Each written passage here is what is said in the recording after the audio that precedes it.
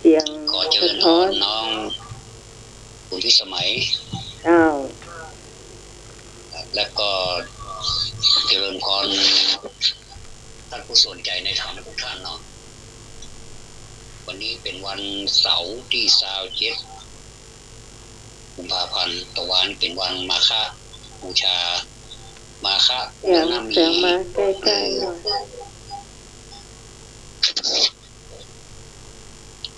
มาฆปุรณมีพระจันทร์เต็มดวงอีก5 ค่ำคณะวาดเสียงของคณะวาดเสียงกล้องครับผมเลเจ้า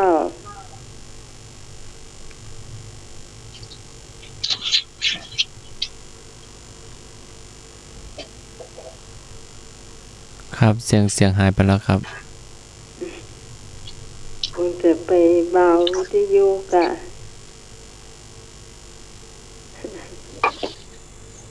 ครับดีแล้วเจ้า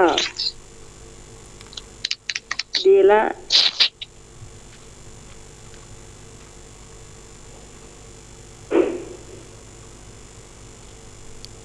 เจ้า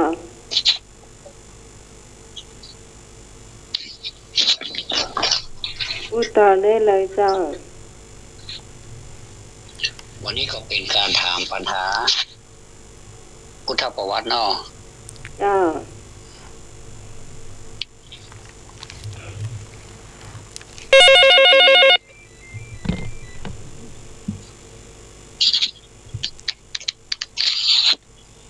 ฮัลโหลกราบนมัสการท่านผู้อำนวยการกราบนมัสการท่านอาจารย์สมัครกราบนมัสการท่านอาจารย์พวัตรเจริญพรโยมสมัยพระยาที่ทำธรรมะคลายเครียดทุกคนชื่อไม่หมดสักทีจำไม่ได้กราบนมัสการครับเจริญพรครับผมพวกเจอกันเจ้าอาจารย์นิพนธ์เจ้า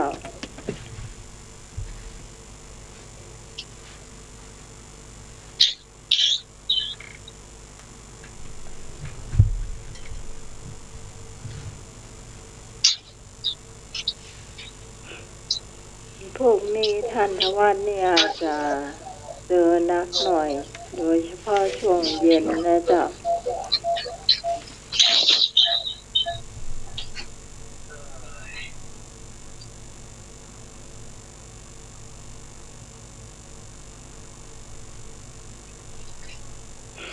เจ้าอยู่คนละอย่างเดี๋ยว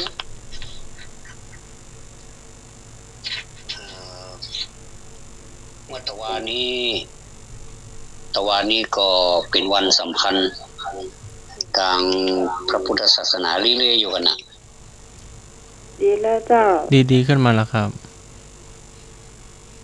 บ่เปิดก็บ่ได้ยินนะครับเปิดกดสะท้อนดู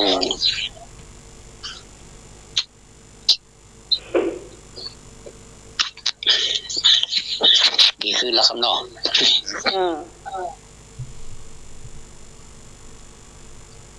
ก็เป็นวันคล้ายที่พุทธเจ้าของเราได้ประทานพระโอวาท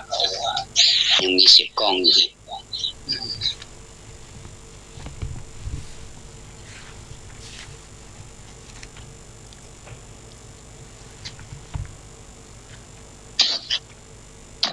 ก็ได้แก่3อย่างเนาะ3ประการก็คืองดบาปทำบุญแล้วก็ทำจิตใจให้สะอาดผ่องใสเจ้าพูดเฮามาเสียข้อสุดท้ายเนี่ยเนาะอาจารย์ครับผมมาเสียข้อสุดท้ายทำใจให้ผ่องใสที่มิ่งใส่กันเว้ยที่มิ่งใส่กันขนาดทำบุญอยู่แท้ๆก็เป็นคนเป็นเกียรติบางคนบ่เอาใต้เอาถงสักอย่างนะไปให้เสียบแล้วก็เพื่อไปอยู่บ้านบนละเนาะเตือน สามีของโคตรภรรยาหนีไปอยู่บ้านหมดไปฟังเพลงถึงระบายอารมณ์เนาะกองงานเป็นเสร็จอันนี้สมมุติบ่ได้นะมีแต่ถ้าอย่างมีแต่เจ้าของภรรยาโคตรหล่นไปอยู่บ้านแล้วปีกไปเป็นได้สูเรียบร้อยดีกาอยากงานบุญเรียบร้อยดีกาอยากคือได้ละเนาะเอาบุญมาฝากข้าพงกออยากอันนี้เป็นเฮาคือได้ละ ก็เป็นเรื่องตลกอย่างหนึ่งเหมือนเนาะถ้าหากว่าระงับในขณะนั้นนี่จะได้บุญเต็ม 100% นอกจากเนาะ ครับผม เนี่ยพอดีไประงับที่บ้านเพิ่นเอาเพลงระงับเอาเพลงเป็นยาก็ยังดีนะที่ว่าบ่ได้ตบได้ตีกันแค่โมโหแค่อันนี้แค่แบบแซมเปิลไปได้นะอาจารย์ ตัวอย่าง ก็คือถ้าหากว่าเอาใจ3ประการเนาะคือมันครบแต่เนี่ยมันก็จะเหมือนกับก้อนเศร้าเนาะมันตั้งหม้อแกงได้เนาะคุณโยมวิสมัยถูกก็เอาตั้งหม้อแกงหม้อข้าวได้อ่ะมันจะบ่โกนมันก็จะได้กินข้าวนะจ๊ะ ศีลสมาธิปัญญานะคะ เข้าไปเนาะ อาจารย์ศีลสมาธิปัญญากะว่าใดข้อนี้ก็ คืออันนี้เขากำลังพูดถึงกันเข้าวาด3อย่างเนาะก็ศีลสมาธิปัญญาก็อยู่ในหั่นแหละในกระบวนการนั่นแหละแต่ว่าเฮาเน้นให้อันตั้งอยู่ในความแจ่มใสของจิตนี่บ่ได้เนาะถ้าจิตแจ่มใสแล้วนะอัน2ข้อข้างต้นนั้นมันก็มีปัญหางดบาปแล้วก็ทำดีนี่นะทำดีนี่ทำอย่างใดมันก็ได้เนาะบางคนก็ความเชื่อของเปิ้นว่าความทำดีอย่างอี้ก็เปิ้นว่าเปิ้นทำดีอ่ะทั้งที่บ่ใครถูกลักซะน้อยเฮาก็อ้อไปเหียโกเปิ้นโคตรเปิ้นเกลียดเนาะเนี่ยความจริงมันก็ดีของเปิ้นนี่เนาะแล้วก็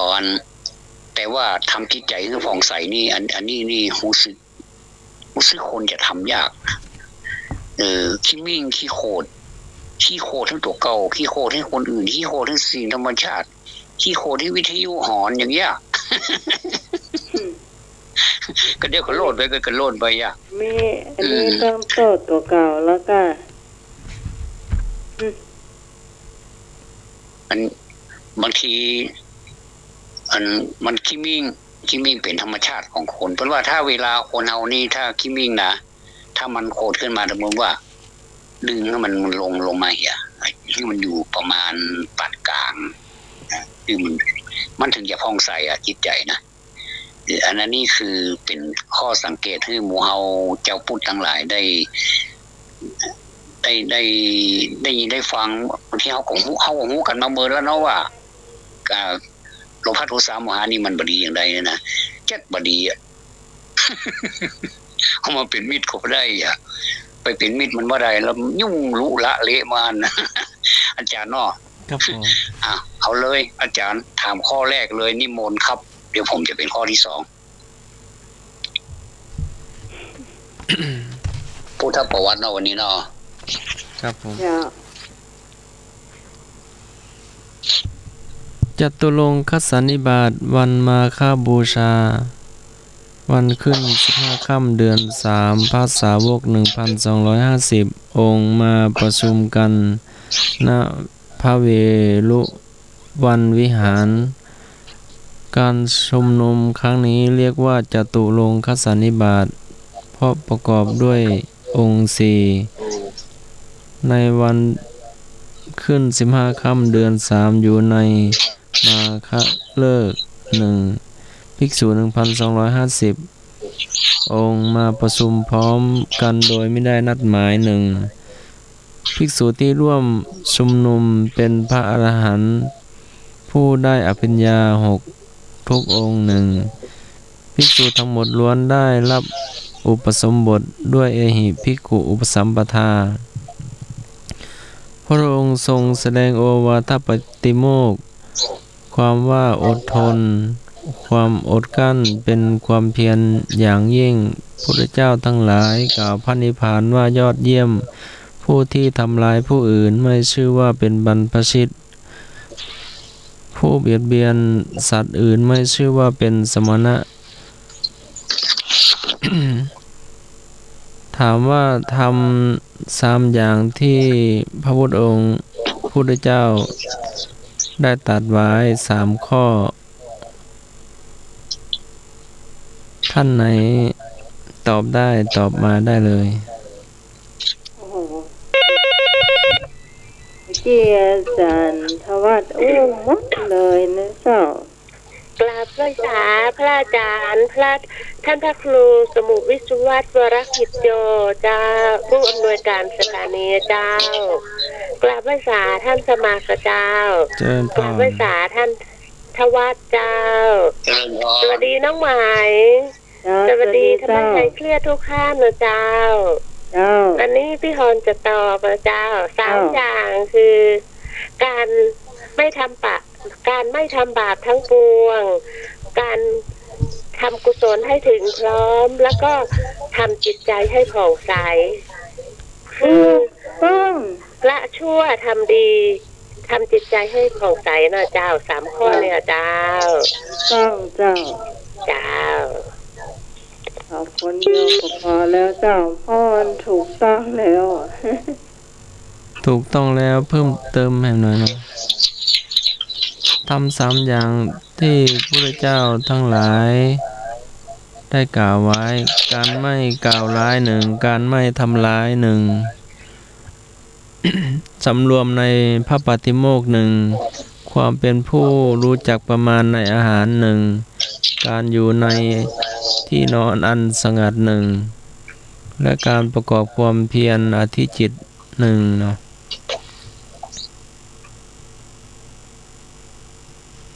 ครับผมนิมนต์พระอาจารย์ทวัดข้อที่2ครับ อันนี้ก็แสดงว่ามันเป็นกระบวนการทำให้จิตใจผ่องใสนั่นแหละเนาะเพราะว่าอยู่ๆจะผ่องใสได้เลยนี่เป็นไปไม่ได้ มันจะต้องฝึกหัดจิตนี่มันเป็นเรื่องที่ฝึกยากเนาะเพราะมันแบบกระพริบอยู่ตลอดเวลากระเดียวดีกระเดียวให้คุ้มดีคุ้มร้ายอยู่ที่จิตนี่หมดมโนปุพังเข้ามาทำมาเนาะอย่างพระเจ้ามีใจเป็นหัวหน้าทำทั้งหลายมีใจเป็นหัวหน้าเพราะว่าจิตใจนี่เป็นหัวหน้าสั่งบังคับร่างกายให้ไปทำอย่างไรก็ได้เตือก็อยู่ๆนี่บอกโคตรไปแท้ๆก็จัดดีบัดสำรวมในศีลบัดสำรวมระวังในกายวาจากบทางเผลอไปก็คำเดียวก็เป็นเรื่องเจ้าเฮ้ย เป็นอย่างนี้เนาะก็ผ่านไปก็ถือว่าพูดตอบก็ตอบได้ดี แล้วก็อาจารย์สมัครเปิ้นก็มีการต่อยอดคือเนาะก็เขาจะเอาอย่างมาถามดีนี่ ข้อต่อไปเลยเจ้าก ำลังจะขึ้นอยู่เนี่ยกำลังจะถามก็จะถามอย่างนี้นะต้องหมายถามสักข้อบ่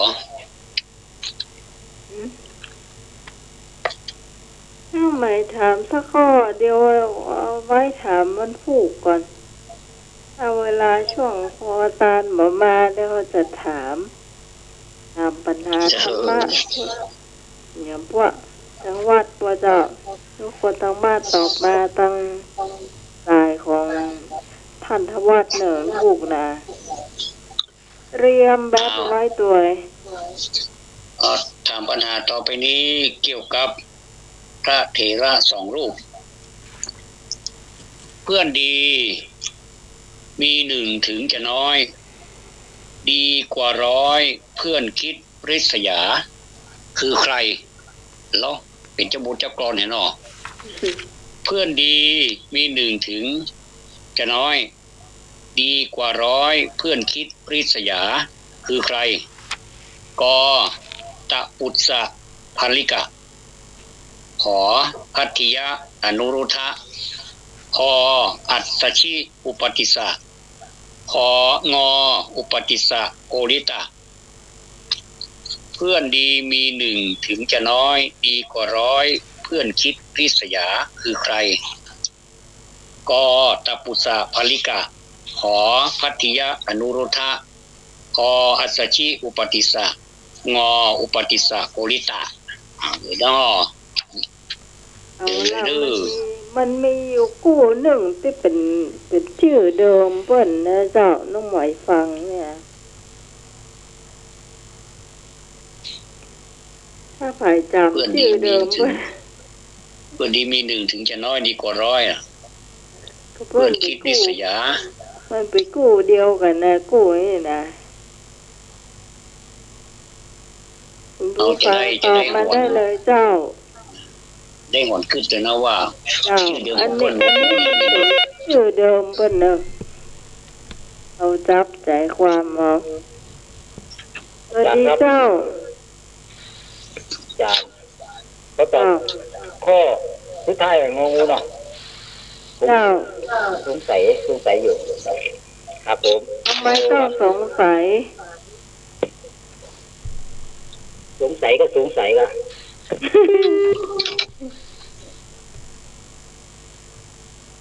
วนถามกะ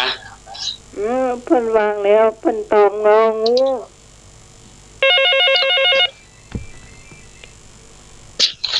จานิพนธ์ตอบงองู ครับผม เจ้า อาจารย์ครับอาจารย์วัดครับผม เจริญพร อาจารย์มาครับ เจริญพร สวัสดีพี่สมัยนะครับ เจ้า อาม่าการเกิดทุกท่านนะครับร่างโดยตอบอิสติ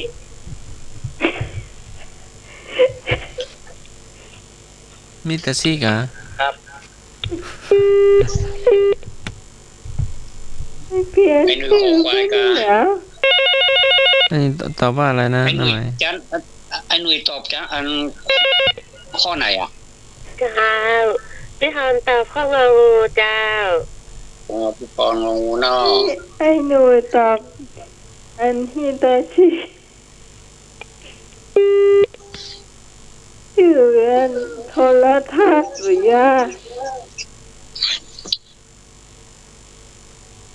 ไอ้หนูตอบชื่อโทรทัศน์อ่ะ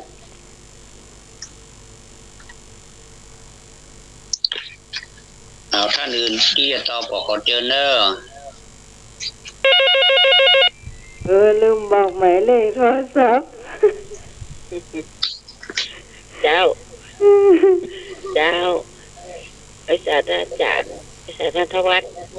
ไอ้ศาสตรา เจ ส ริ มัค ญ ร พ อุด ร ร เจริญพรไอ้บู ไอ้ศาสตรานิพนธ์โดยเจ้าไอ้หนูว่าที่อิตาชิเป็นผู้ปิดป้ามประกาศมันไม่มีอย่างนั้นไม่มีข้อใดนะเจ้าวันนี้น้องใหม่ไปเด้อ เจ้า เจ้าเอาตัวผ้าเด้อ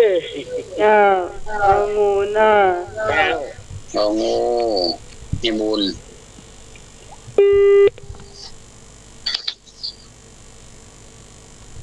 นี่เป็นกรอนน้อยเนาะเปรียบเทียบ ละอุ้ย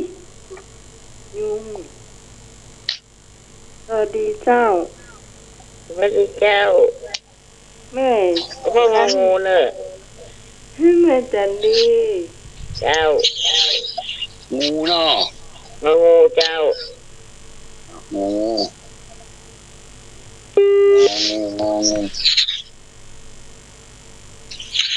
จันดีงองู แม่จันดีเป็นอยู่104ตลอดมา เจ้ากราบนมัสการท่านสมัครเจ้า เจริญพร กราบนมัสการท่านทวัฒน์เจ้า สวัสดีปีใหม่นะเจ้า เจริญพ เจ้าร น้องต้นฝ้าย เจ้าน้องขอตอบงองูนะเจ้า เจ้า เจ้าขอบคุณเจ้า สวัสดีเจ้า เจ้า ไปงองูเงางู น้องต้นฝ้ายนะเจ้า งูเขียวว่างูใส่หมาหมูเนื้อเนี่ยเนาะ ฮะ งูเขียวว่างูใส่หมาหมูเนื้อเนาะ ก็ยโดนซับขาหลอกวะเนาะ ต้องมั่นคงไว้ในหมู่เฮา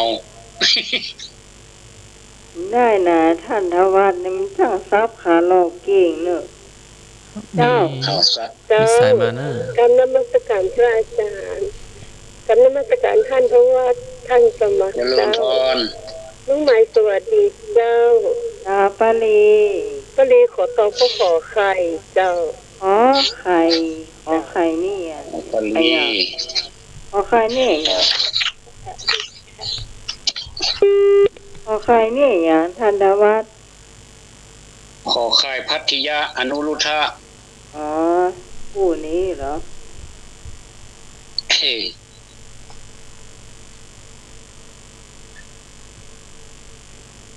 พัทยาอนุรุทธะให้หน่วยไปตอบข้อใดนี่ฮิตาชิเนี่ย มีเยอะ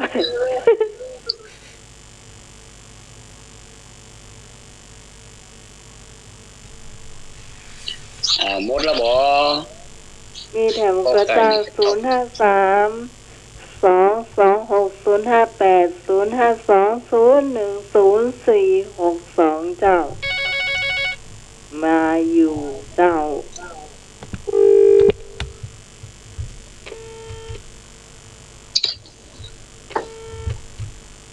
โทรมาใหม่เนอะ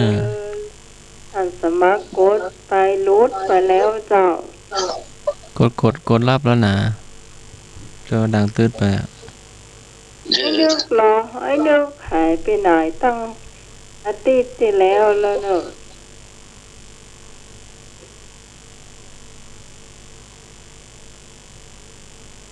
ผมมาได้เลยเนอะ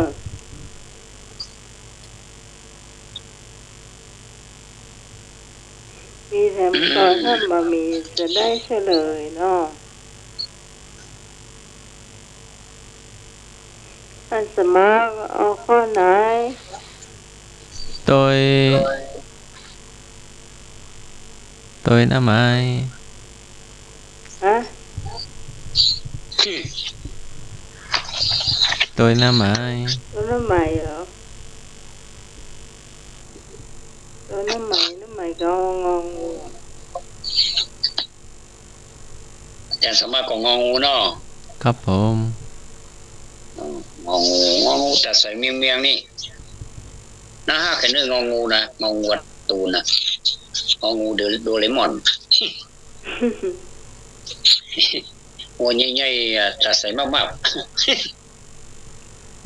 นี่เป็นชื่อเดิมปะล่ะ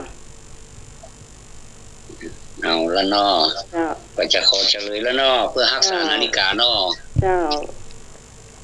ก็งองูถูกต้องแล้วครับพี่น้องเพราะว่าทำไมถึงว่าอันอุปติสสะกับโอริตะ เจ้า อุปติสสะนี่คือพระสารีบุตรเนาะ เจ้า โอริตะก็คือพระมหาโมคคัลลานะ เจ้า ทั้งสองท่านนี้นี่เป็นเพื่อนกันมาตั้งแต่อ่อนแต่ออกแล้วก็เป็นลูกผู้ดีมีเงินเป็นลูกเศรษฐีเหมือนกัน เจ้า แล้วก็คบกันมาเล่นฟูนด้วยกันว่าเด้อเล่นฟูนด้วยกันแล้วก็ไปแอวไปไหนเป็นด้วยกันหมดจนผลสุดท้ายมาก็ไปเรียนหนังสือก็ไปเรียนที่สำนักเดียวกัน แล้วก็บรรลุธรรมนี่การบรรลุธรรมนี่พระสารีบุตรจ้าหน่อยเพราะธรรมดาคนที่มีปัญญานักนี่คุ้นคิดนักเนาะก็จ้าหน่อยแต่ว่าพอสำเร็จมานี่พระพุทธเจ้าก็มอบตำแหน่งเอตทัคคะทางปัญญานักคือกับพระสารีบุตรอันนี้ก็เป็นเรื่องแปลกของทั้งที่บรรลุธรรมเมื่อรุนของทีหลังของมหาโมคคัลลานะเนาะแต่โมคคัลลานะนี่เปิดก็ไปได้ทำบูคุณเนาะพระสารีบุตรนี่ก็เป็นทั้งบุญนี่เนาะทั้งปัญญานี่เนาะนี่ก็เปรียบเหมือนนั่นเพื่อนดีมีหนึ่งถึงจะน้อยเนี่ยเหมือนว่ามีคู่เดียวมีคนเดียวอย่างก็ดีกว่าร้อยเพื่อนคิดลิษยาเนาะอย่างไผเอาพระเทวทัตเป็นเพื่อนนี่ก็โอ้มีเป็นร้อยเลยนะพระเทวทัตก็มีลูกน้องเหมือนกันนะแต่บดีเลย อันนี้ก็เชิญท่านฟังปัญหาข้อต่อไปจากอาจารย์สมัครนะครับ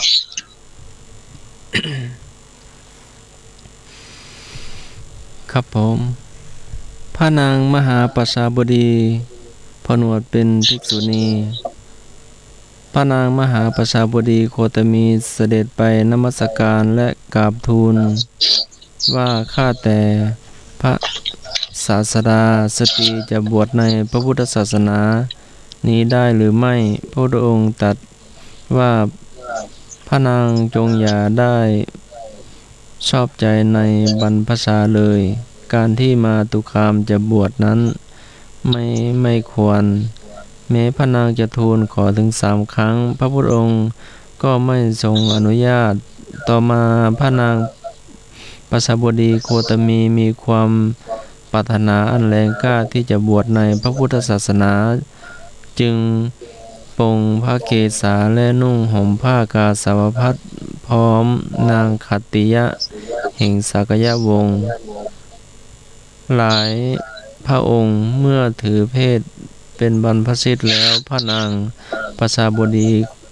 ดำเนินตามพระโลกนาถไปถึงเมืองเวสาลีพระบาทบอบช้ำพระวรกายหมองคล้ำไปด้วยธุลี พระสรนัยองค์เนตรประทับยืนที่ซุ้มประตูกูตาคารศาลาขณะนั้นพระอานนท์พระเถระพบเห็นเข้าไปไต่ถามพอทราบความแล้วว่าได้กราบทูลเพื่อให้พระพุทธองค์ได้โปรดประทานอนุญาตให้สตรีบวชในพระธรรมวินัยพระองค์ตรัสว่าถ้าหากนางปัสบดีโคตมีจะยอมรับปฏิบัติคุรุธรรม8 ประการจึงจะอุปสัมปทาของพระนางเถิดคุรุธรรม8 ข้อภิกษุแม้บวชมานับภิกษุณีแม้บวชมานับ100 ปีก็ต้องกราบไหว้ภิกษุแม้บวชในวันนั้นภิกษุณีต้องจำพรรษาอยู่ในวัดที่มีภิกษุ 3. ภิกษุณีต้องไปถามวันอุโบสถและรับฟังโอวาทจากภิกษุผู้กุงเดือน 4. ภิกษุณีต้องปวารณาในสงฆ์ทั้ง2 ฝ่ายหลังจำพรรษาแล้ว 5. ภิกษุณีต้องประพฤติมานัดในสงฆ์2 ฝ่ายเมื่อต้องอาบัติหนัก 6. ภิกษุณีต้องเป็นสิกขา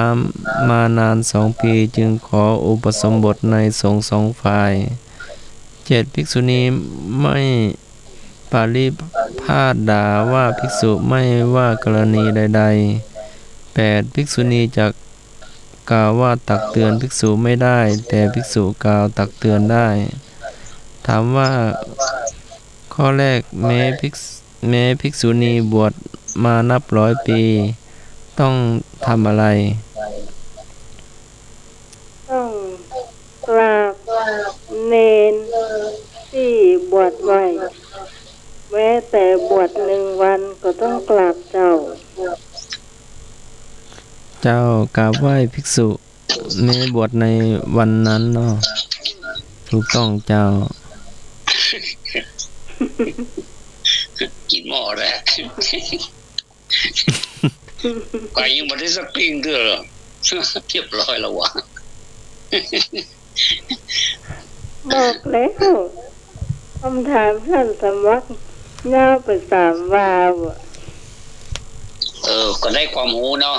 ก็ถือว่าได้ความรู้ก็เป็นรูปแบบหนึ่งเด้อมันก็บางเพิ่นทำความดีรู้ทำอยู่ได้ก็ได้มันก็อาจารย์เนาะครับผมทำความดีรู้ลักษณะไหนมันก็เป็นความดีนะรู้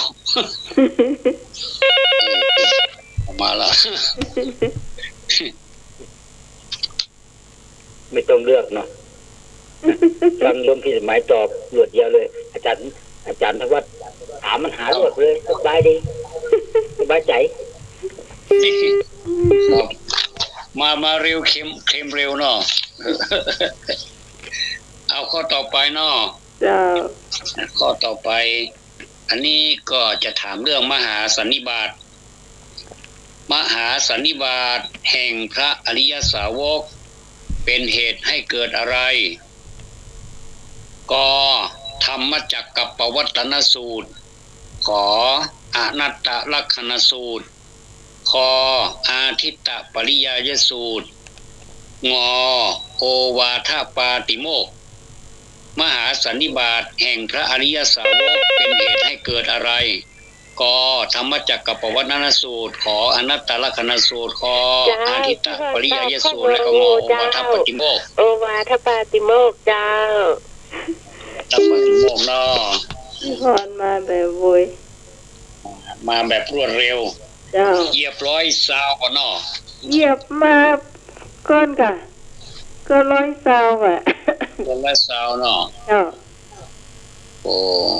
อ๋อตะกี้ถ้าดักฟังดีๆก็จะหูคำตอบแล้ว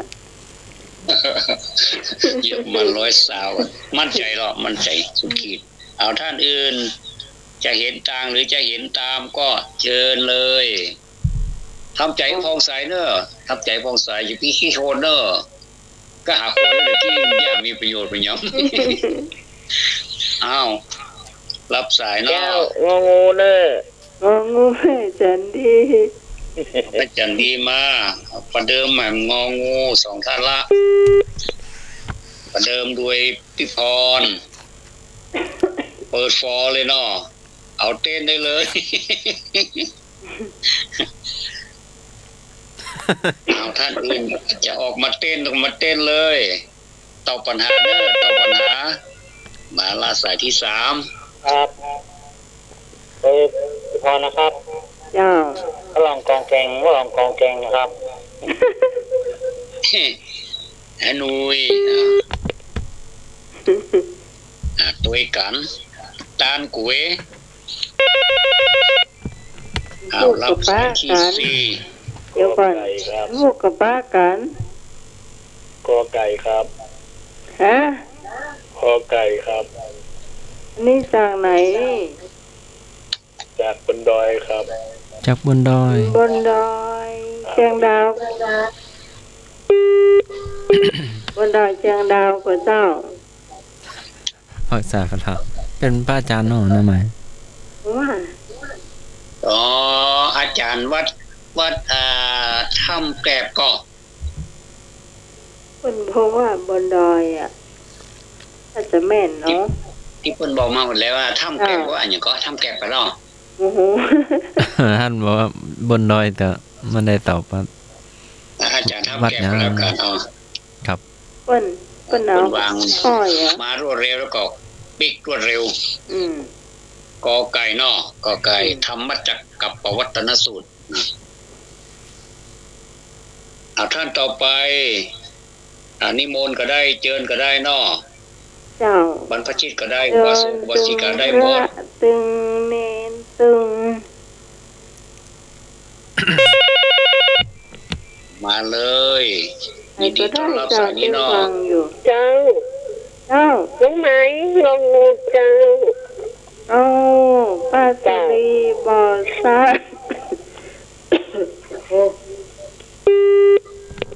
ข้อไหนนี่บ่ทันได้ยิน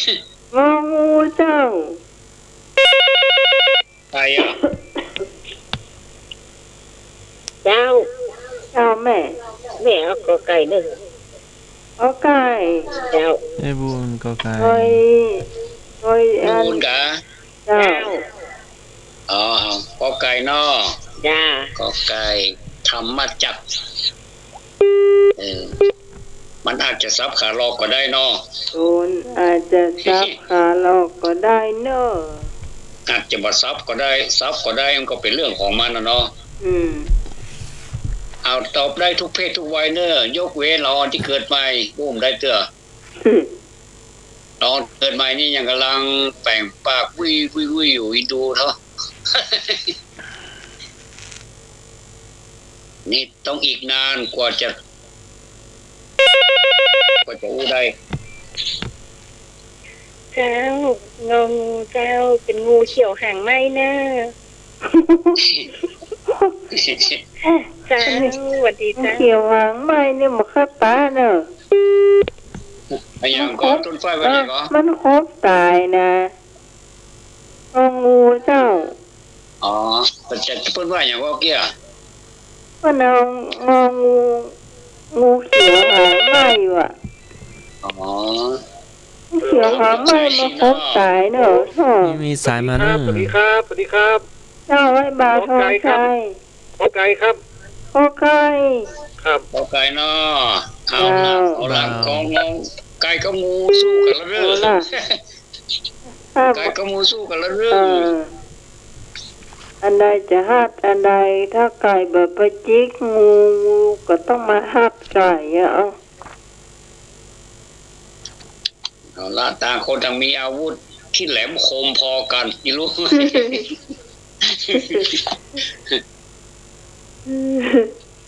อาวุธที่แหลมคมพอกัน เอาละเนอะถ้าหนูบาสกอุบาสิกาทั้งหลายขัดเจิญใจสิทธิ์เนอะกดเห็นด้วยหรือไม่เห็นด้วยว่าไป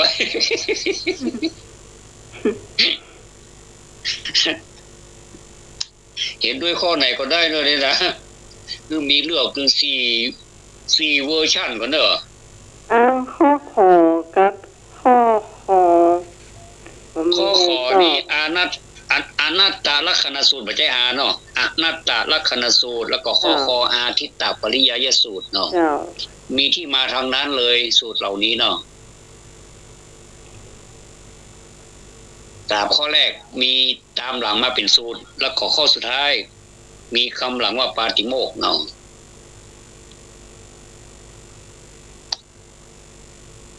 เป็นสูตรล่ออันนี้ไม่ใช่สูตรทำขนมนะ อืม อันสูตรนี้สูตรธรรมะนะสูตรชั้นสูงสูตรอริยะนะเนาะ พูดจะได้สูตรขนมโคกเนอะ ที่สูตรทำกับข้าวนะนี่นะแต่วันนี้เก็บตัวไว้เนอะใครก็อยากกินข้าวนะก็เดี๋ยวจะมีผู้ทำกับข้าวหลายท่านอร่อยกันแล้วกันเตอะฝีมือกุ๊กดีทั้งนั้นเลยเนาะ เจ้า จันยอดนี่พรจะไปพลาดเนอะวันนี้นะจะยังอย่างจะคั่วจะเจ้าจะตำน้ำพริกก็ว่าไว้เนาะ ได้พลาดไม่ได้พรแล้วหมายโทรโต้ยหาเจ้า ก็ว่าน้องใหม่จะจอประกาศอย่ามาจอประกาศลืม รบการหลังบ้านน่ะหาเพื่อนตู้หนุ่มกับบ้าวอ่ะ เอาละเดียวมันจะนอกเรื่องไปหน่อยไปจะตอบมาเชื่อเอาจังจีออกไปนอกทางวันไหนวะเป็นโตเท่ารู้เนาะ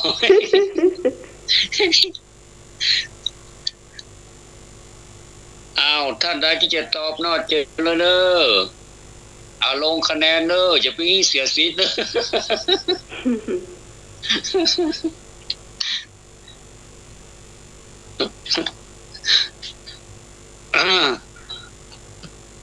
ก็เอามาจัดกันเองฟังกันเองแล้วก็มาฮู้กันเองเนาะช่วยกันคนน้อยก็เป็นการรักษา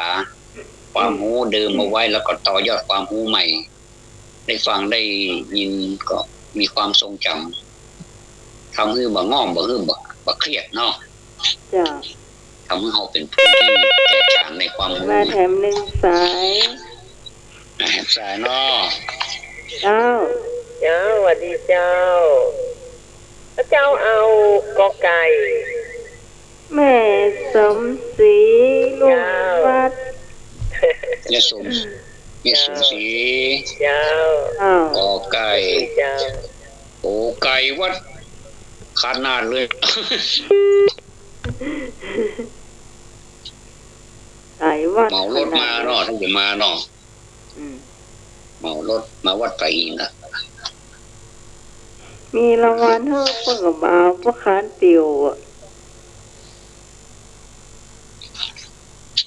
อันนี้ก็ขอบคุณเนอะขอบคุณทุกท่านเนี่ยที่ร่วมกันอนุรักษ์ความรู้หมู่นี้เอาไว้เนาะมันจะลืมไว้แล้วนะ อืม พอมากินหูเน่านะคำโบราณว่า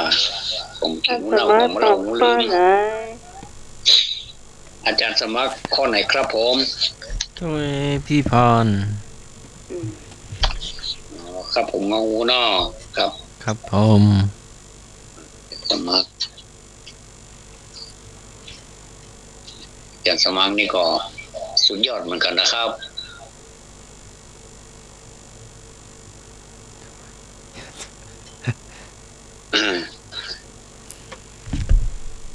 บางมีแล้วเนาะก็จะ เฉลย จะเฉลยแล้วเนาะพี่น้องทั้งหลายมหาสันนิบาตแห่งพระอริยสาวกเป็นเหตุให้เกิดอะไรขอขยายคำว่ามหาสันนิบาตหน่อยหนึ่งเนาะคำว่ามหาก็ยิ่งใหญ่สันนิบาตก็คือการประชุมพบปะกันแต่พบปะของพระอริยสาวกนี่ไม่ใช่พบปะในลักษณะสังสรรค์เหมือนกับคนทั่วไปเนาะเป็นลักษณะที่จะมาฟังพระโอวาทของพระพุทธเจ้าโดยตรงเลยมาเพื่อประโยชน์อันสูงยิ่งเลยเนาะมหาแปลว่าใหญ่สันนิบาตแปลว่าการประชุมครั้งใหญ่พบปะครั้งใหญ่ในครั้งนั้นเมื่อพระพุทธเจ้า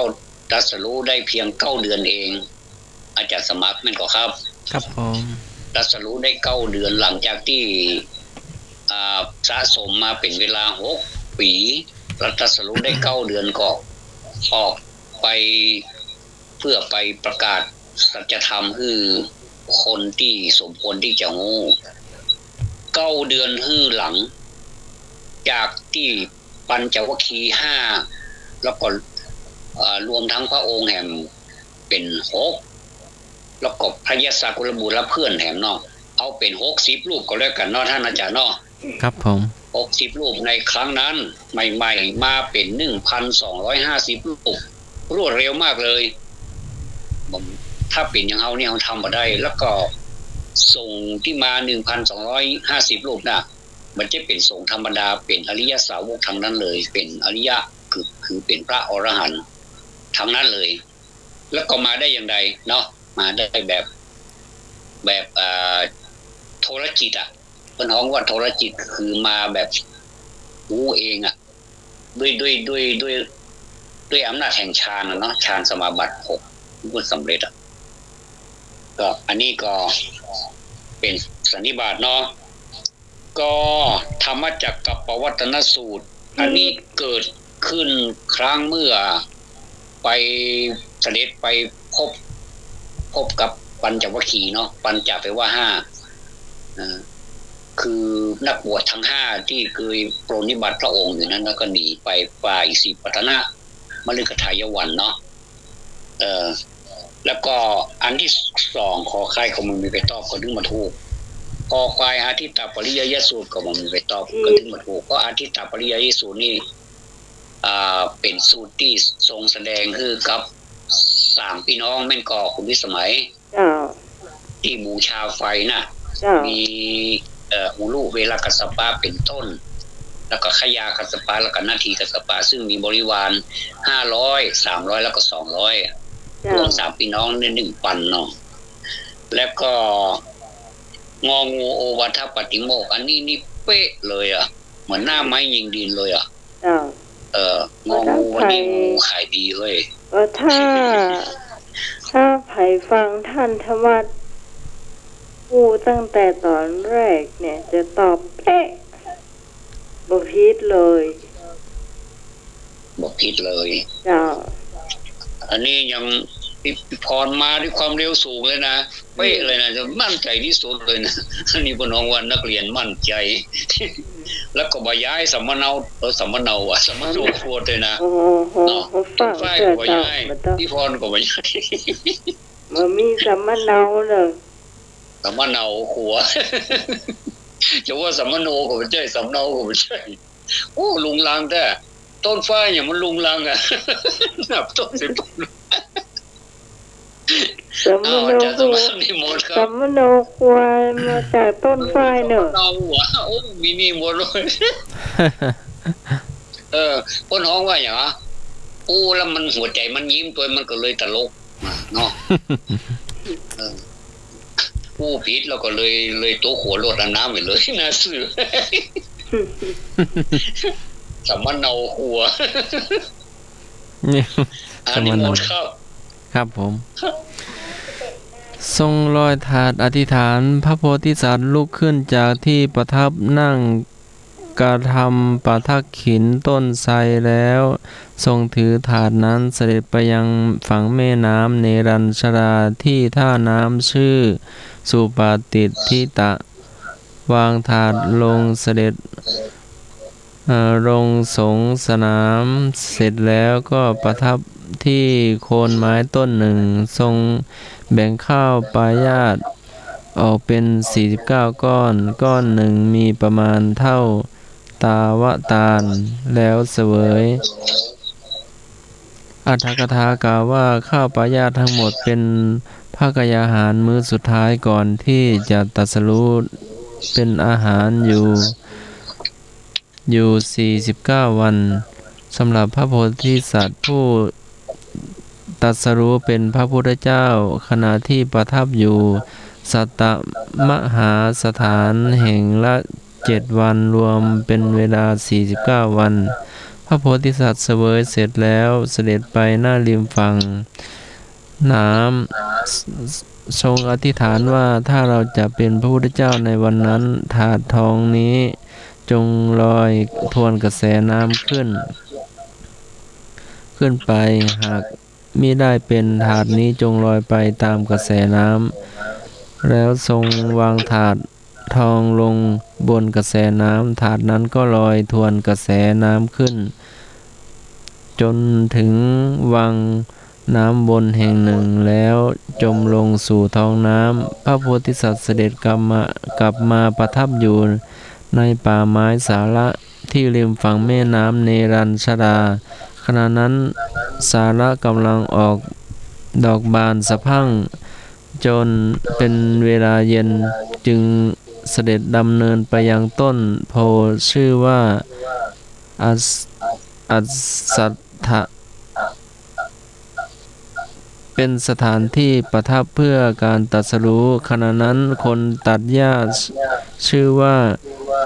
โสตทิยะหาบหญ้าเดินสวนมาคิดว่าบรรพชิตรูปนี้คง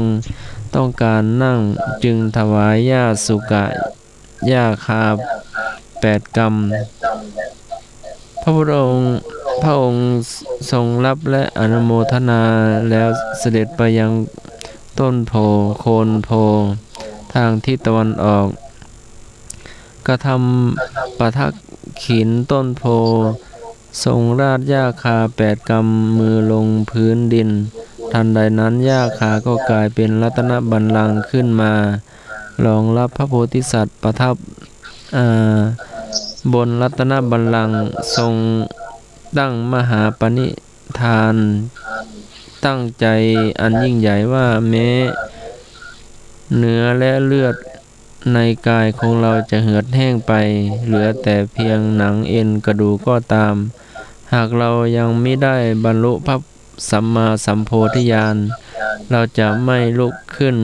จากบัลลังก์ถามว่าหญ้าคากี่กำมือ8 กำมือโสติยพราหมณ์มาถวายเจ้าที่เขาตอบว่าหญ้าคา8 กำมือเจ้า8 กำเนาะครับผมครับหญ้าสุกะหรือวงเล็บหญ้าคาเนาะครับหญ้าสุกะเป็นภาษาบาลีหรือเป็นดัมบัมเชียงใหม่เรียกว่าอะไรครับอาจารย์เป็นภาษาบาลีเนาะอาจารย์เนาะครับหญ้าสุกะสุกะแปลว่าคาเนาะครับผมแต่ก็หญ้าคาก็กลายเป็นรัตนบัลลังก์ขึ้นมารองรับมันเป็นรัตนบัลลังก์ครับผมตั้งใจตอบก่อนเจอเนาะเลย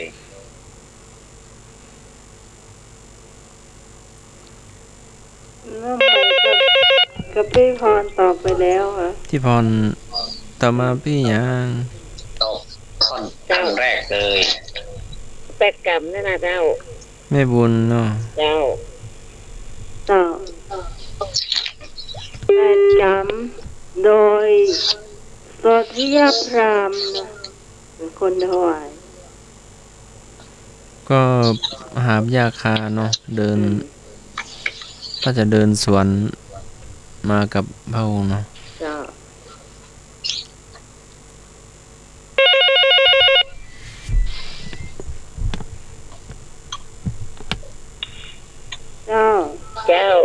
เป็นวุฒิเนอร์ แปดคำมือ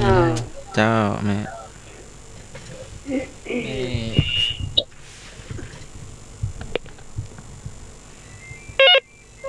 นี่จันดีเนาะ อืม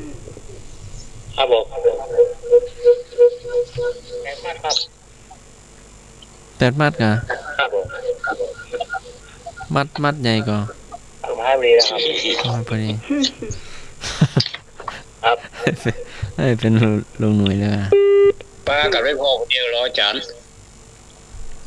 ป้ากับไม่พอคนเดียวนี่ก็ได้เหรออยู่จังใดน่ะ คนตะก่อนมัดมันจะน้อยๆเนอะอ๋อ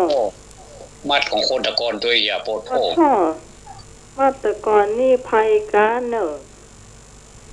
เนาะ แล้วมันโซดีย มัด พ ตะก่อนนี่ว่าภัยการนะ เอาบ่แปะเนาะ อืม เอาแค่แดงมาพายคาได้ ภัย ก็โซ ถ้าอย่าโทนหลายปีเนาะ สมัยนั้นยาคาไถยาวเนาะ โซเทียหาบหญ้าคาเดินสวนมาเนาะ อืม โอ้หาบ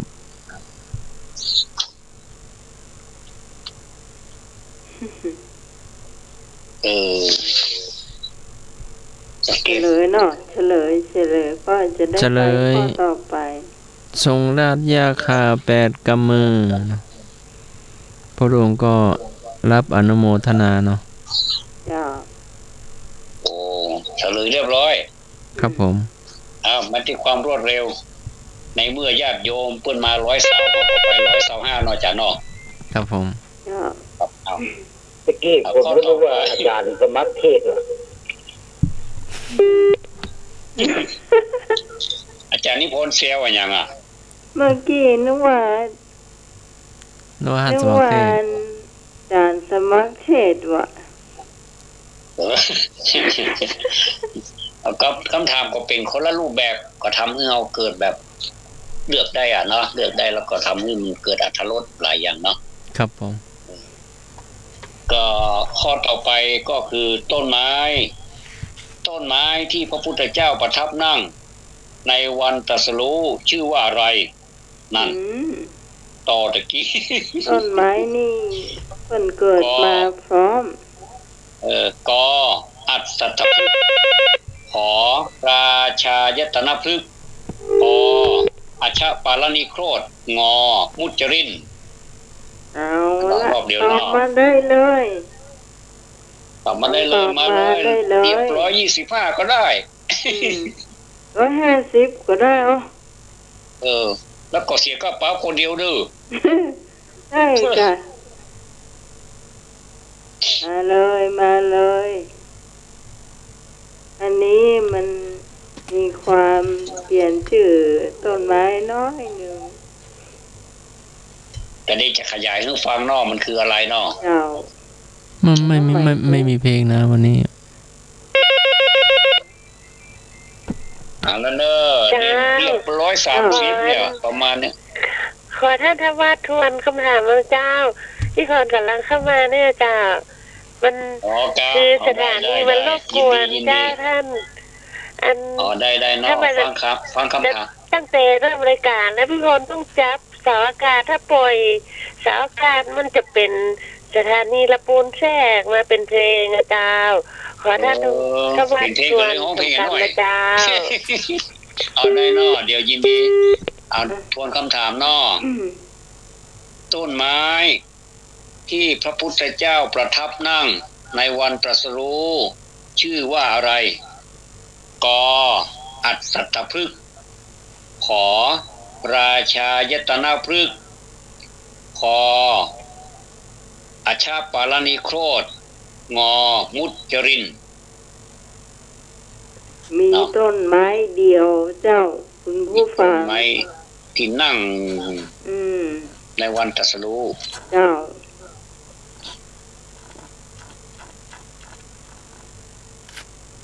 มีต้นไม้เดียวเนาะ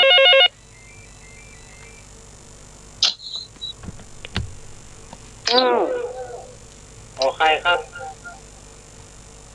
ขอไข่ราชายตนะเนาะ ครับ อันเปลี่ยนใจได้เนอะไอ้เนอะ อนุยขอใคร ครับผม รา บอกได้ ชา คำเดียวบอกได้คำเดียวว่าเปลี่ยนใจได้เนอะ ไอ้หนุ่ยพ่อชอบราชาเหรอราชาผู้ยิ่งใหญ่ มันมีราชาตั้งหลายราชาอืม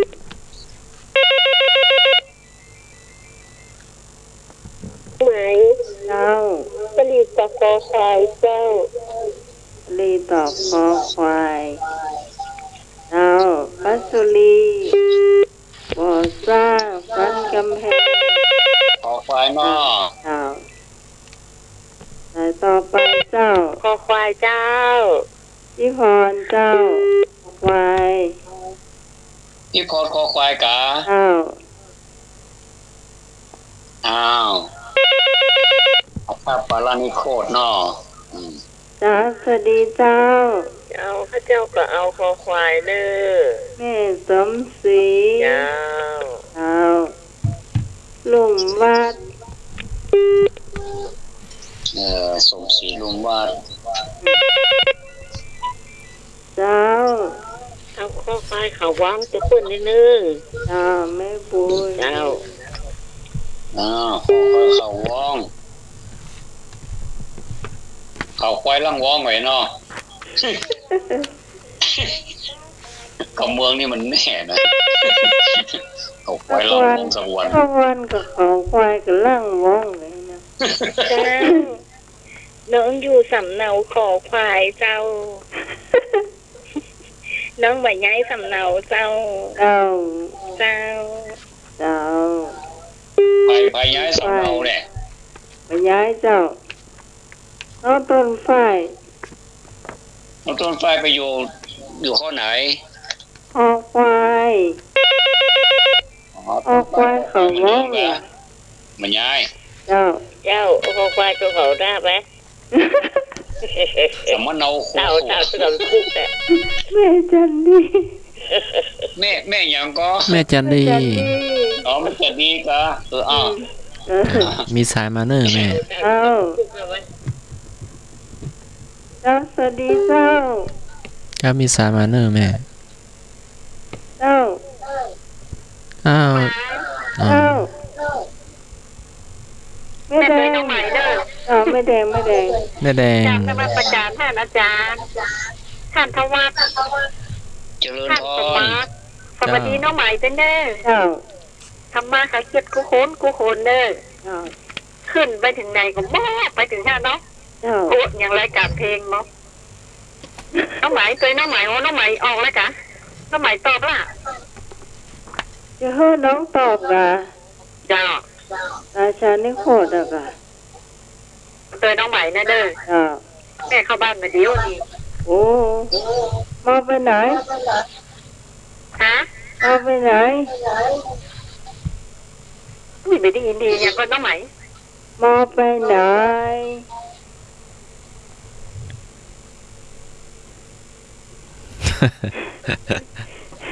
ไม่ค่อยได้ยินเนี่ย ถามเลยถามแม่แดงว่ามาไปไหน คุณพี่สมัยตอบข้อไหนก็ ออกควายเจ้าราชานิโคตร ก็ไก่ ครับ อ๋อกาพอควายกา เจ้า คำสั่งย้ายด่วนว่าซ้ายฟ้าแลบแนมอยู่คอควายแล้วครับ ไอ้หนุ่ยแย้มอยู่คอควายกะ พร้อมกับเรื่องก็ดีสั่งย้ายด่วน ง่อมกะบ่มีกู้อะเนาะเรื่องมันอ่ะ โอ้ไอ้บาทองชายเราหายไปไหนนี่ อ้าวย้ายก็ย้ายก็เนาะย้ายสัมมโนละ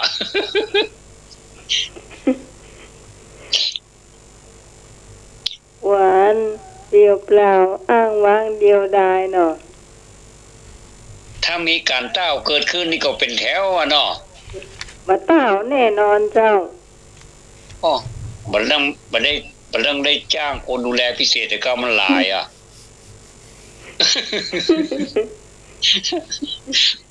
อ๋อ สำลีขายดีก็เมียเลยเนาะ เดี๋ยวก่อนพูดถึงสำลีอาจารย์นิพนธ์เพิ่นถามเอายาเหรอตาเสดาวก่อยเหรอบ้าวเอาพุ่นยาถ่านน้ำแดงหมดมาถ่าอุเขา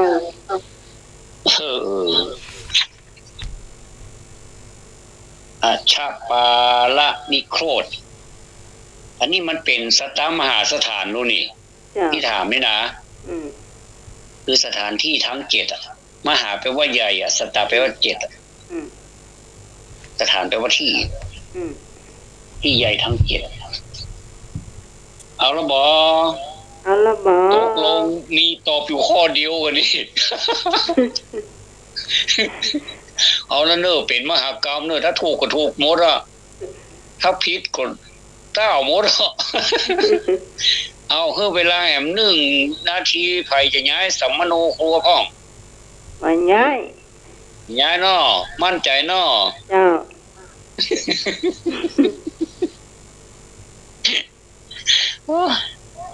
อาจารย์สมัครว่าย้าย ตัวนะไหมครับผม ตัวเอกะ ครับ เอาเสียงส่วนใหญ่ว่าเนาะ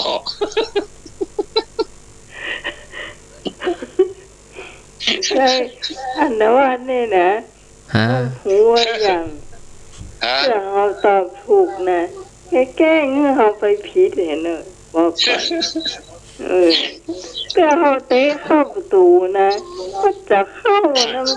มันไปปัดขวางอยู่ว่ะ อ้าวบ่มีไผย้ายแต่นะ วันนี้ ย้ายแล้วเนาะเอาล่ะตะกี้อาจารย์สมัครว่า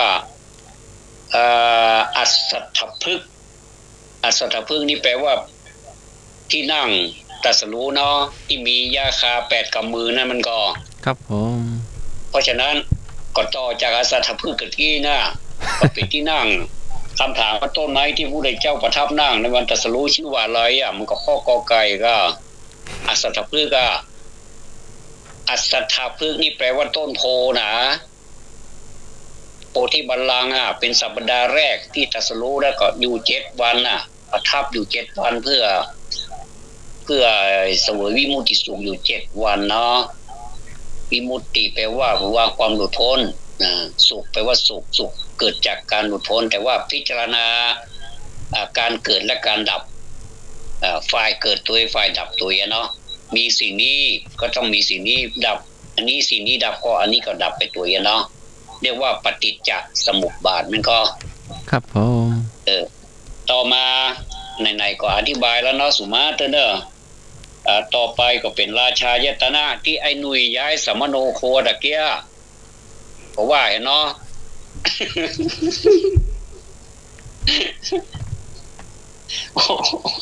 แต่นี่เป็นอัศถะครับ ราชายตนะนี่เป็นต้นราชายตนะคือต้นไม้เกตเนาะไม้เกตก็เสวยวิมุตติสุขอยู่7 วันเหมือนกันเนาะ ไม้เกตนี่คือไม้ไหน ไม้เกตคือไม้เกตนะก็ โอ้ ไม่ใช่ไม้โทไม่ตีไม่โทไม่เอก เอาหนูจักโอ้ มี ก็ไปศึกษากับน้องไม้เกตมันเป็นไม้อย่างไรเนาะ อืม ถามผู้วิเดอร์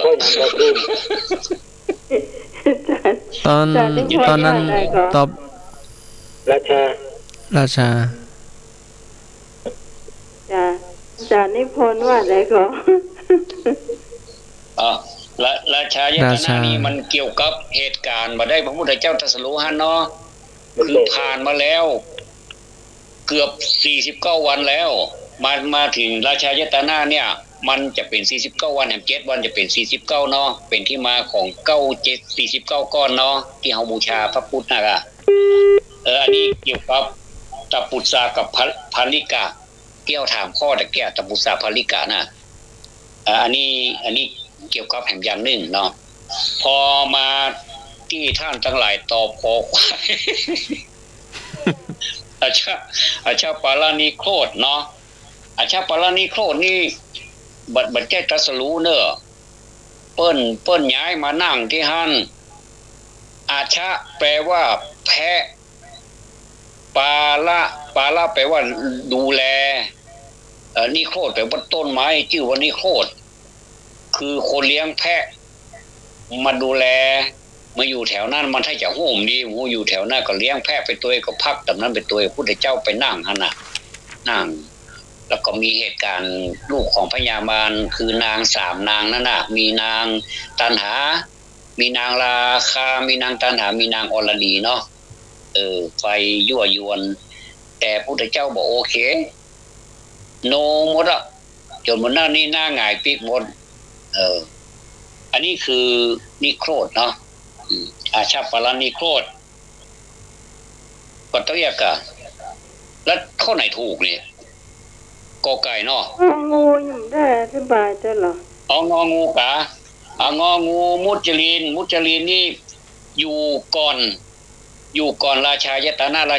นะนี่เป็นสัปดาห์สุดท้ายมุจลินนี่เป็นสัปดาห์ที่6เนาะรองสุดท้ายก็สัปดาห์นี้ประทับนั่งคัดสมาธิภายใต้ต้นมุจลินหรือต้นจิกอันนี้น้องใหม่อย่าไปถามนึกว่าต้นจิกมันเป็นยังไงนะมันเป็นยังไงนั่นก็เราก็ไปศึกษากำเนาะว่าจิกมันเป็นยังไงเนาะ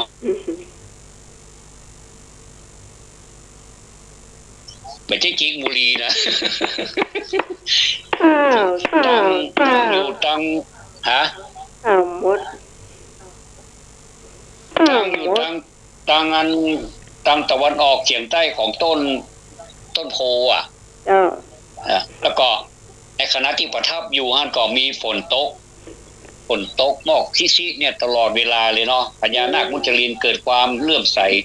จึงทำขนดแผ่พังพาน7รอบด้วยกันปกคลุมเหนือพระเศียรเพื่อบ่ฮื้อลมแล้วก็ฝนตกใส่พระวรกายได้เนาะอันนี้เป็นเรื่องเกี่ยวกับต้นมุจลินเนาะ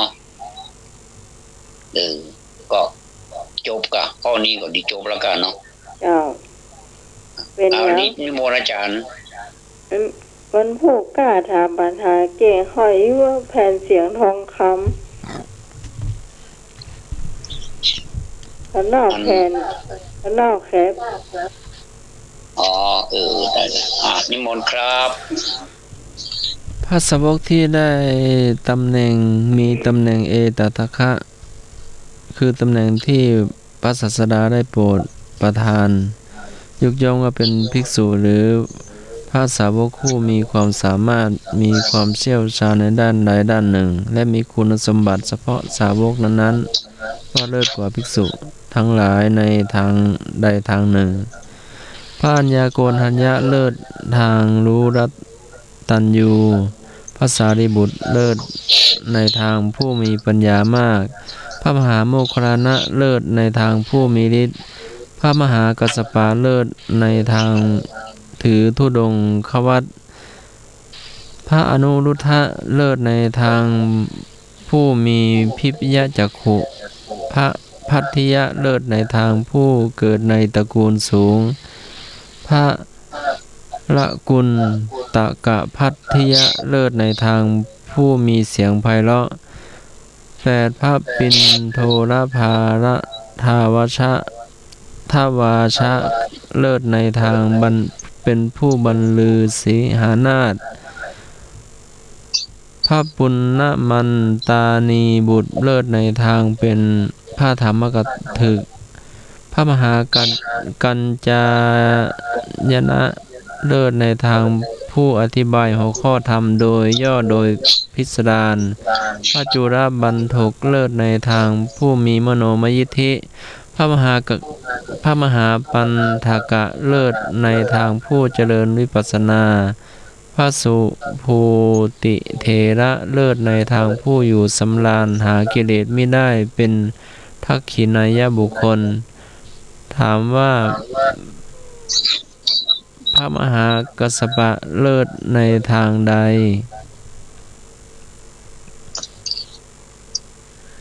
อยู่ในรูปที่4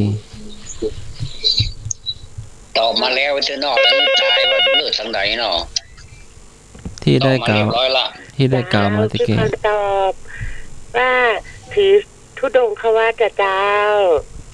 เจ้าถูกประวัติอันนี้มา150เลยนี่นะ ถูกต้องครับผม โอ้ พระอาจารย์ถ้าว่าต่อเลยเนาะอีกเขาทำสุดท้ายก่อน ข้อสุดท้ายเจ้าข้อสุดท้ายเนี่ย ตัวนี้ ข้อสุดท้าย 4 สำหรับ 25 4 ทุ่มสาวแล้วเจ้า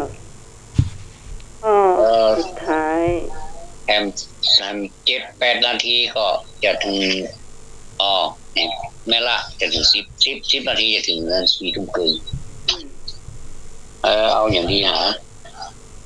เดี๋ยวก่อนเนอะ คำถามสมัครยาว สัง นะ เดี๋ยวก่อนเนอะพระพุทธโอวาททั้งปวงที่ทรงประทานแล้ว ประมวลลงเป็นหนึ่งเดียวคืออะไร ปวดท้อ โอ้กินหม้อด้วยข้อนี้นะ กความไม่ประมาทขอทางสายกลางคอดวงตาเห็นธรรมงอความกตัญญู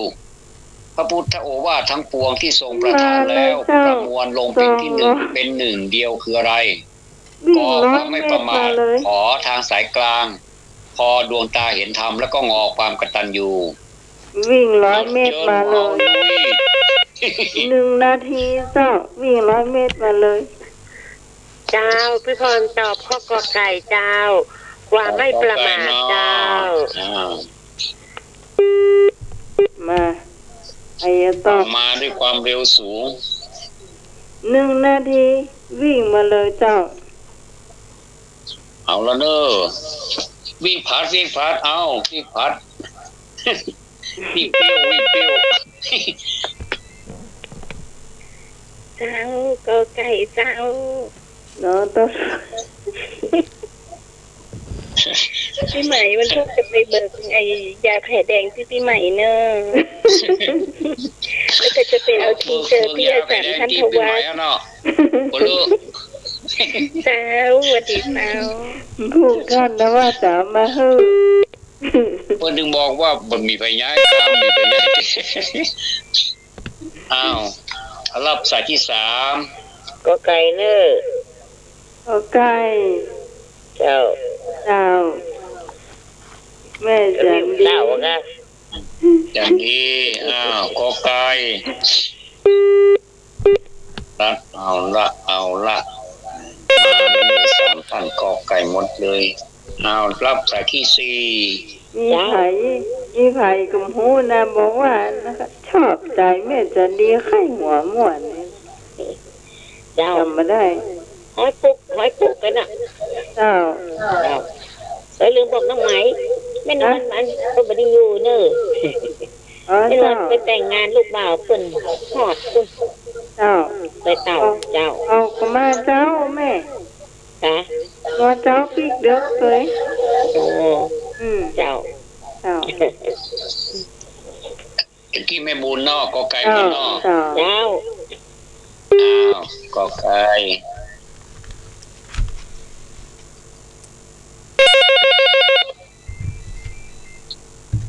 สายที่5 ครับผม 6 ขอไปครับผม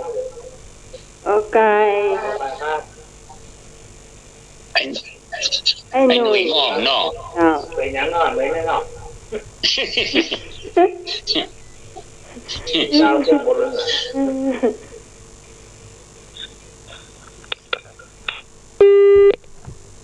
ข้อนี้นี่จะว่ายากมันก็ไม่ยากนะแต่ถ้าประ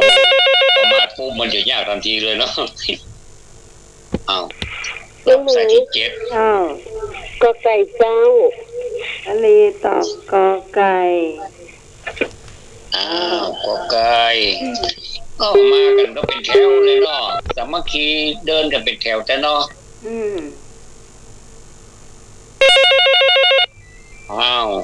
รับสายต่อไป พี่โจ้ตบขอไข่ก็แล้วกัน อาจารย์นิพนธ์ขอใครกะ ครับผเพราะว่าขอไก่ก็กินนึกไปแล้วตอนทันทีนี่ครับ นั่นละมันขอเอ่ยขอไก่แล้วเนาะขอไข่ในเล้ามันไม่มีที่อยู่หรอก ขอไข่มันอยู่ในเราน่ะก็กอไก่มันอยู่ในหมูก็กอไก่เนาะ บนราคามึงอ่ะบนต้นไม้อ่ะ พวกถ้ามันอยู่บนต้นไม้แล้วมันสีมันลงมันขึ้นมาได้แล้วไก่อ่ะตามันลายฟังหมดแล้ว ไอ้พี่ซีไก่เมื่อคืนเนอเป็นบาปเนอ อาจารย์สมัครผมขอตอบคนเดียวเด้อขอใครนี่ห้ามใครมาย้ายมาอยู่เนอะ ใครต้องมาย้ายตัวอ่ะ อ๋ออาจจะไปย้ายตัวสมโนครัวย้ายไปตัวอาจารย์นิพนธ์ก็ย้ายเนอบ่ย้ายก็บ่ย้ายก็บ่บังคับเนาะ แม่สมศรีตอบมาเลยแล้วอันนี้ไม่สมอยู่ไหนนี่ไม่สมซับไม่ค่ะ โอ้วันนี้ตอบปัญหากันนี่บักกระจายเนาะมีอ้อนยาวไปเลยเนาะ รับสายนี้เนาะ เจ้าพระเจ้าเอางองู นี่แล้ว คือลูกปั้นเอางองู งูนี่แล้วมันกระ ความ จาย กตัญญูเนาะ เจ้า พอใครก็งองูคนละตีเลยลูก แม่ แม่สมศรี แม่สมศรีงองูอ้าวไปกอบเกือบกล้วยเอารับสายนี้เนาะ ฮัลโหล เจ้า เอางองูครับผมกตัญญูครับกตัญญูไว้ก่อน เอากตัญญูไว้ก่อนเนาะ ครับผมดีครับ เจ้าให้บ่าวธงชัยไม่อ่อนเจ้า ผมไปงองูไม่สมศรีงองู อืม พระพุทธวาททั้งปวงประมวลลงเป็นหนึ่งเดียวคืออะไร วงนะละ ให้ตอบคำเดียวเท่านั้น ละมวลแล้วมันเหลือขอเดียว เหลือข้อเดียวเท่านั้น 84,000 พระธรรมขันธ์ลงเป็นข้อเดียวเท่านั้น เจ้า เป็นความสำคัญยิ่งยวดเลยทำทั้งหลายทั้งปวงลงในข้อเดียวเท่านั้น เหมือนรอยเท้าสัตว์เล็กสัตว์น้อยทั้งหลายก็ย่ำอยู่ในรอยเท้าของช้างอย่างนั้นอ่ะเพราะช้างรอยเท้าช้างมันใหญ่เนาะ แมวก็อย่างก็ลงให้หมดอ่ะแม้แต่เสือสิงโตยังมาเต้าช้างเนาะ เจ้า อยู่ในติ่งช้างอยู่ดี เอาแล้วเนาะคอควายบอกมีไปตอบดวงตาเห็นธรรมก็บอกเป็นอย่างนอเอาพอสมควรแล้วบอแหม1 นาทีเท่านั้นจะ4 ทุ่มเกินแล้ว เจ้า น้องใหม่ตอบข้อไหนอาจารย์สมัครตัว ความ ไม่ประมาท ผมไม่สมาร์ทเนาะอาจารย์สมัครหรอ ความไม่ประมาท ไม่ประมาทนะครับผมโอเคผมจะปิดกีบแล้วเด้อได้เวลาแล้ว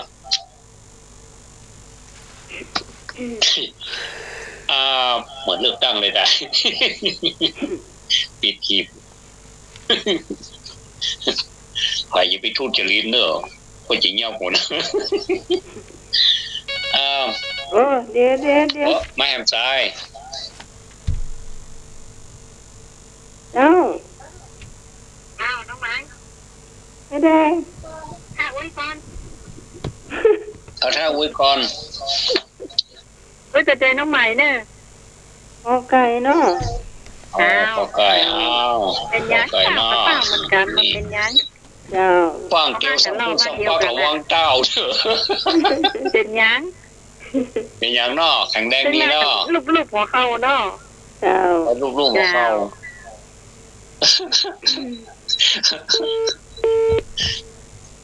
บอกกองเจ้าแล้วจะให้ก็อายเปิ้นน่ะ เข้าไปในห้องให้คนเดียว เอาละอันนี้มู่กันเล่นบ่ได้เด้อเอาเฉลยเนาะ กี้มันไร้สาระเนาะว่าละ ให้นี่ก็หา ถามว่าพระพุทธโอวาททั้งปวงที่ทรงประทานแล้วประมวลลงเป็นหนึ่งเดียวคืออะไรก็หมายความว่าเหมือนกับที่เปิ้นประทานพระพุทธโอวาทเอาเป็นทั้งปวง 84,000 พระธรรมขันธ์นะง่ายๆถึงหมดนะลงเป็นหนึ่งเดียวคืออะไรก็ความไม่ประมาทขอทางสายกลาง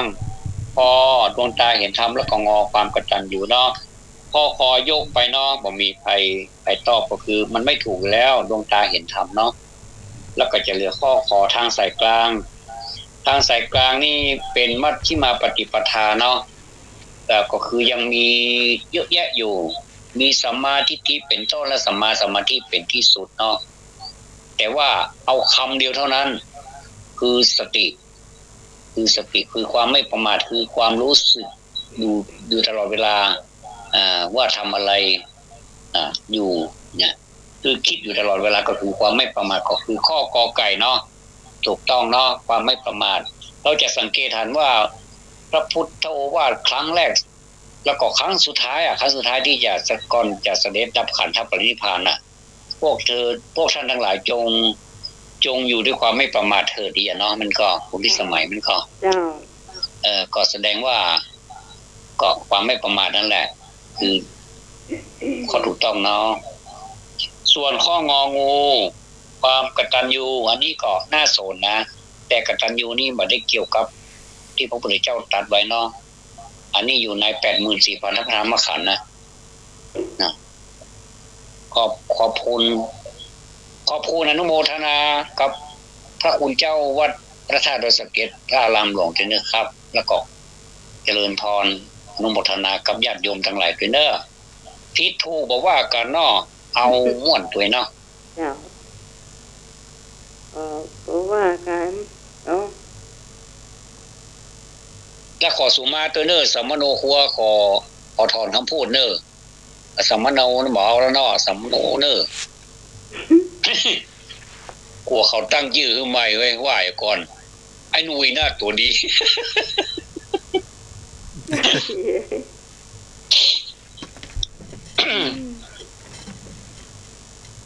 เอาล่ะช่วง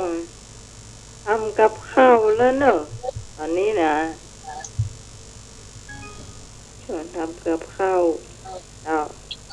อาจจะทำก่อน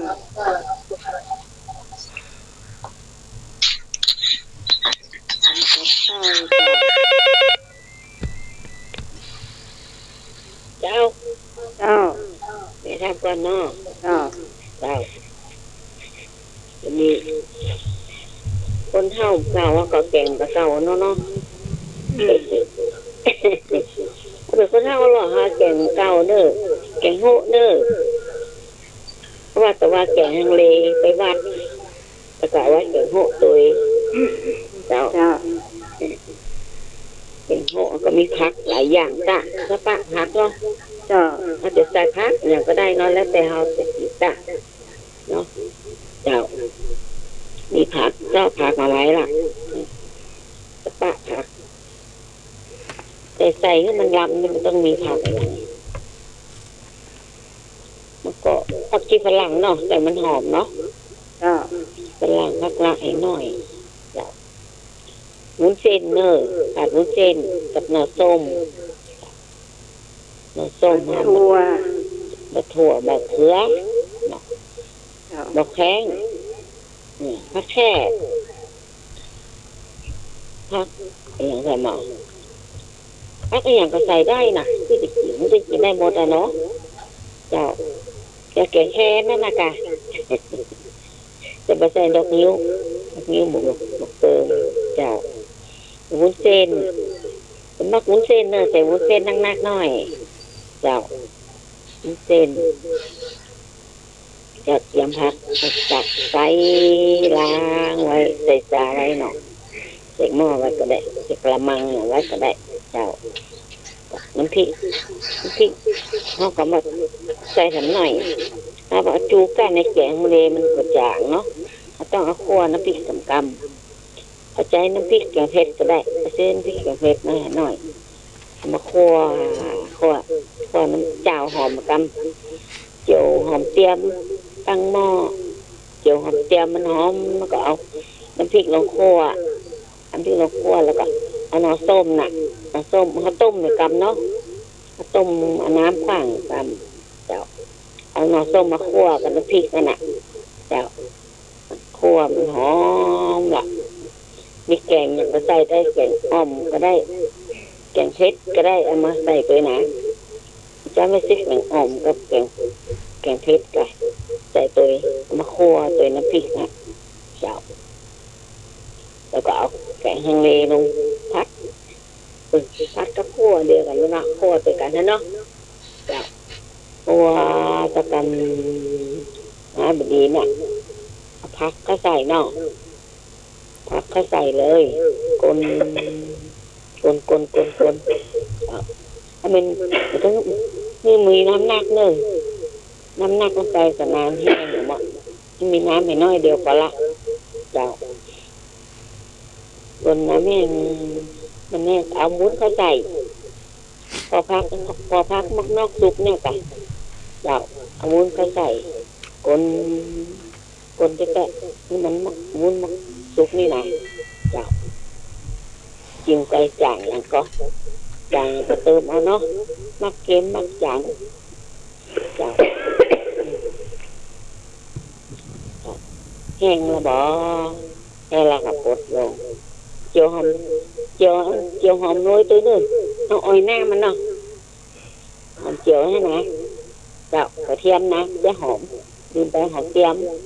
เจ้าหอมเตรียมเจียวอ้อยหน้าแม่ดำพริกแก่ตัวนึงลูกโดดใส่ตัวเจ้าจะเล่าเขาเท่าถูกละแล้วล่ะโอ้ไอ้โค้งไข่ไอ้ของไหนกะแล้ววัดไหนล่ะจำบัดเล่าเหรอ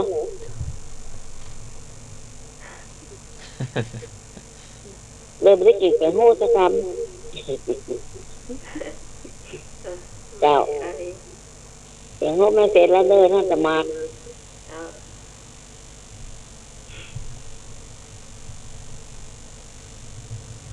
แต่จะไม่ง่ายอย่างต่อกันเนี้ยเด้อ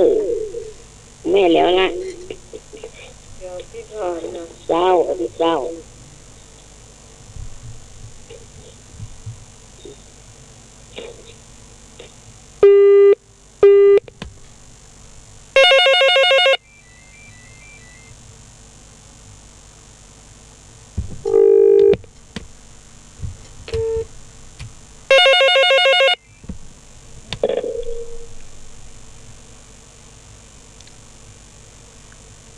ถ้าโยมเมื่อกี้นี่ใส่ใบมะกรูดก่อน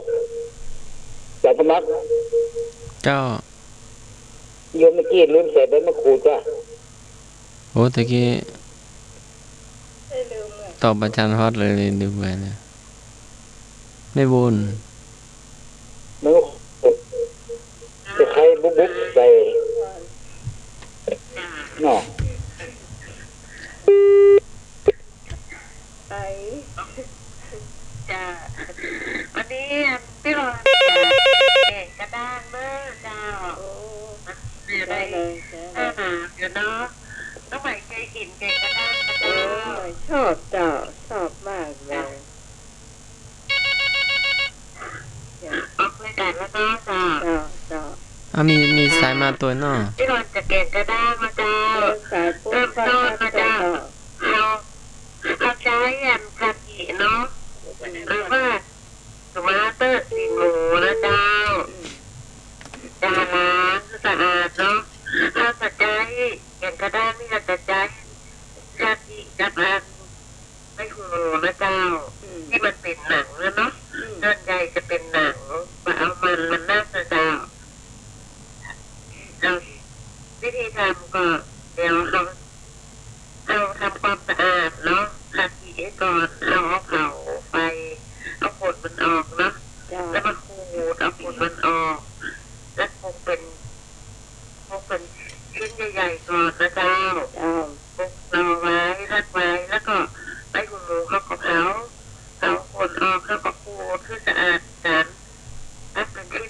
ก่อนนะจ๊ะเอาต้มเอาใจเตาถ่านดีกว่าเนาะถ้าใจเตาแก๊สมันเหมือนน้ำไปอะจ๊ะ เจ้า ถ้าใจเตาถ่านเนาะแล้วก็เอาหม้อใส่น้ำตั้งบนเตาถ่านแล้วก็ใส่ตะไคร้แล้วก็หัวข่านะจ๊ะใส่ลงไปเอาตุ๊กหอมแดงเนาะเขาปอกหอมแดงล้างน้ำให้สะอาด เจ้า ตุ๊กลงไปเลยนะจ๊ะแล้วกระเทียมกดล้างสะอาดแล้วก็ตุ๊กใส่ลงไปผสมกันผัดอีกกับใบหูหมูต้มเพื่อจะต้มเพื่อนเปื่อยนะเจ้า เจ้า พอมเปื่อยก็ผัดอีกกับใบหูหมูเปื่อยแล้วก็พักออกมาให้รอให้เย็นทอดเย็นแล้วก็เขาบอกแกะเอากระดูกออกเลยเจ้าเอาเฉพาะหนังนะเจ้าแล้วหั่นเป็นชิ้นน้อยๆค่ะหั่นเป็นชิ้นน้อยๆแล้วก็ใบหูหมูก็ถ้าหั่นสี่เหลี่ยมก็ได้หั่นได้ของเป็นชิ้นน้อยๆกันละกันจ้ะเอาพักไว้แล้วเอากรองเนาะกรองเอาน้ำที่เราต้มขัดอีกกับอันใบหูหมูน่ะกรองแล้วผสมกับอันขัดหนังขัดอีกกับอันใบหูหมูที่เราซอยเสร็จแล้วนะเราผสมกันแล้วเราก็ตั้งไฟให้ไหม้เนาะ เจ้า ตั้งไฟ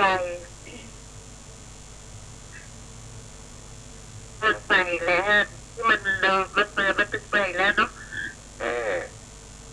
แล้วก่อนมันเดี๋ยวต่อขั้นตอนไปแล้วเนี่ยต้มกระจายถ้าเราชอบรสเผ็ดผักกระจายพริกขี้หนูเนาะลงไปต้มหน่อยหรือว่าคนใดที่ชอบ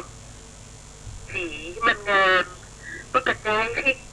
แห้งนะจ๊ะต้มลงไปให้น่ะแล้วออกมาตำแล้วเราก็ลองเอาน้ำมันผสมไปให้หน่อยมันจะออกเป็นสีแดงและเลือดหน่อยนึงมันจะแดงนักล้ำเนาะแดงอ่อนๆนะจ๊ะเดี๋ยวนี้เรากรองทุกอย่างแล้วเนาะผสมเอาน้ำผสมเทียนคากิที่เราซอยก็ไปหัวที่ซอยสะอาดแล้วตั้งไฟใหม่แล้วปรุงรสนั่นนะจ๊ะวันนี้นะจ๊ะก็ปรุงรสด้วยสีขาวจ้ะปรุงรสด้วยสีขาวปรุงไปแล้วก็คนที่มันนี่นะมันเข้ากันแล้วเรียบร้อยแล้วเนาะบางคนก็จะละลายผงวุ้นนะเจ้าผงวุ้นสักเป็นชาๆจะละลายลงไปกวนให้มันเข้ากันแล้วก็เอามาเทใส่ถาดสี่เหลี่ยมเนาะตั้งไว้ถ้าเราใส่วุ้นมันจะกระด้างไวเนาะแล้วกัดชนโดยมันแบบเละไวนะเจ้าถ้าปั้งแล้วเราใส่ถาดสี่เหลี่ยมมันกระด้างแล้วก็ทิ้งไว้สักมันก็กระด้างแล้วจ้ะกระด้างบางคนจะปลดใจร้อนให้มันกระด้างเร็วๆก็มันใส่ตู้เย็นได้จ้ะถ้าจะกินข้าวกระตัดเป็นชิ้นสี่เหลี่ยมประมาณ2 นิ้วเนาะบางไหนเนาะตัดสี่เหลี่ยม2 นิ้วประมาณ2 นิ้วตัดเป็นสี่เหลี่ยมเนาะถ้าใส่จานถ้ากินก็เป็นกะทิดาวกะทิฮับเด็ดเป็นใบหรือว่าตัดเป็นท่อนสัก2 นิ้วมือนับ2 นิ้วโรยตั้งหน้าเก็บกระด้างนี่ถ้ากินก็เข้าอุ่นลำเจ้าแม่นเลยเจ้าไม่ก็ชอบที่ทำเป็นหูมันน่ะหูมันจะกินลำแต่ว่ามันถ้าบางคนอันนี่แบบชอบวุ้นของวุ้นก็ทำแบบเป็นธรรมชาติเนาะเราก็ทำคั้นคืนไว้ลูกเจ้ามาเราก็ได้กินแล้วนะจ๊ะมันขี้เละเองนะมันเละเลยจ้ะถ้ามันเมื่อควายมาสัก9 โมง 10 โมงเละแล้วจ้ะไม่เอาจากที่เละค่ะแบบใส่ผงวุ้นนั่นแหละมันกิน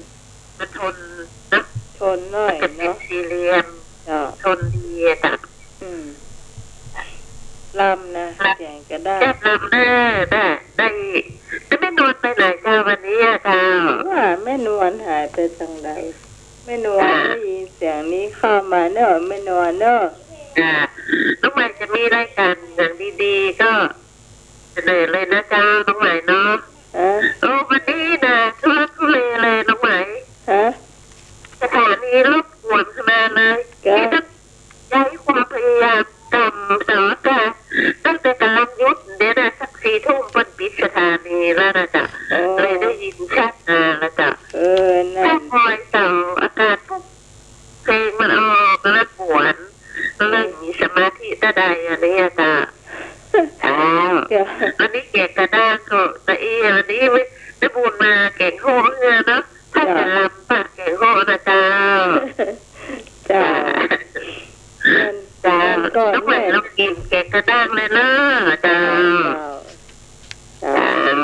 ขอบคุณเจ้าสวัสดีเจ้า เจ้าขอบคุณพี่พรนะเจ้านะผู้ฟังท่านไหนจะมาต่อแถม เจ้าน้องไหม เจ้า ไม่นอนไปอยู่ อืม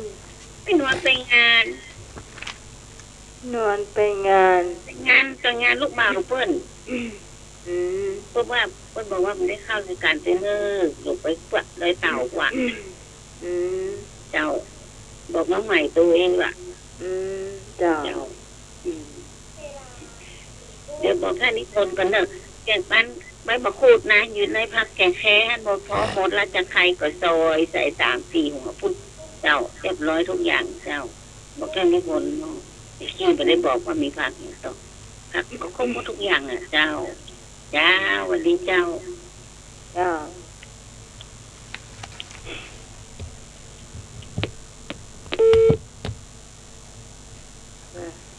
ไม่แดงแต่แกงยังก็คุณผู้ฟังท่านไหนจะมีมาแกงมาเจิญตอนนี้ท่านนวัดพักก่อนวันนี้ต้องลุยงานเจ้า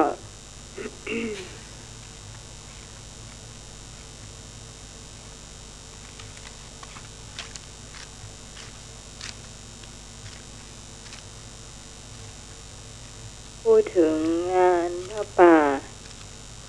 ก็จะมีสมณเณรอวรักษ์ปัญโยนันท์อันนี้เปิ้นก็จะมานะเจ้าเจ้านี่ก็โทรมาหาน้องใหม่เจ้านะเจ้าก็มาแน่นอน อันนี้ก็ต้องขอบคุณอาจารย์เอารักนะเจ้าใจเกิน100แต่เลยยอมรับนะเจ้าอยู่ไกลถึงละปูนก็ยังมาอยู่เนาะนี่ขอบคุณเป็นอย่างยิ่งเลยนะเจ้า โยมเจเจขับรถมาส่งมาใจเจเนี่ยเป็นคนที่พามาช่วย เป็นคนที่ช่วยตลอดไงคนที่ขับรถน่ะคืออย่างพ่อท่านนึง นี่ว่าเจเจครับ อืม ดูแลอาจารย์ตัวเนาะ อืม นึกว่าขับรถตัวท่านไหนมีกับข้าวเนาะ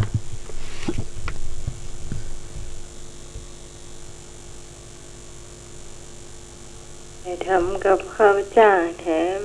ก็เจอนะเจ้า ไอ้เนื้อไข่แซ่บเนาะเป็นได้บัสบายก็ว่าได้หูเนาะแซ่บเลยอะสบายก็ว่าได้หูได้แจ้งหูเลย เจ้าน้องไหม เจ้า วันพูด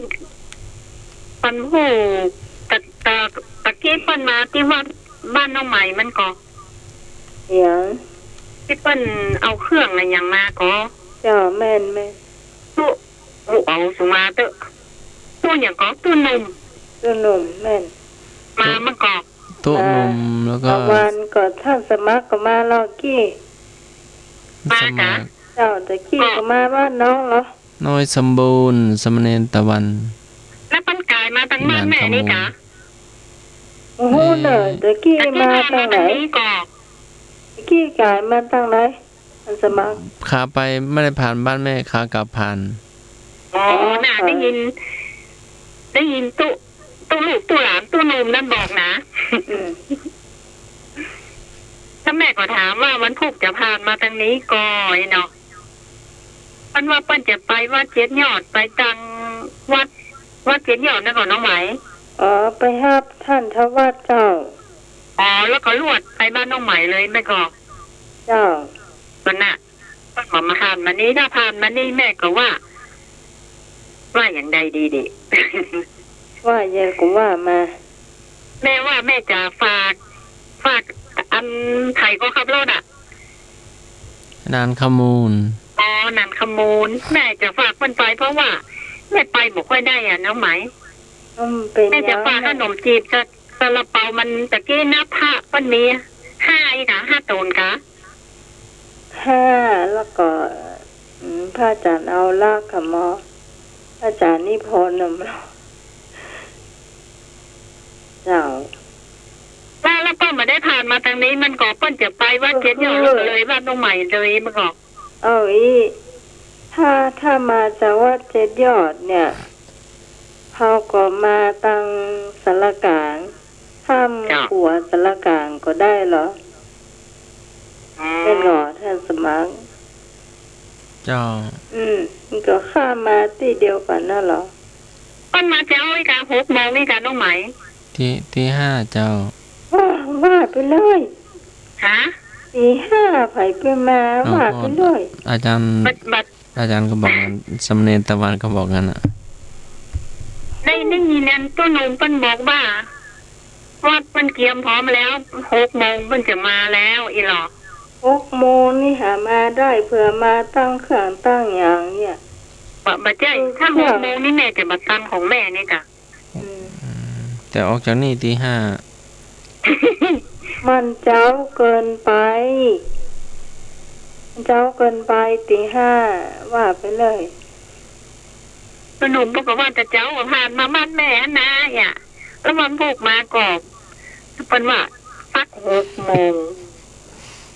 สัก6 โมงอย่างสาย6 โมง แม่6 โมงแม่ก็กลัวแม่บัดตามนี่เนาะ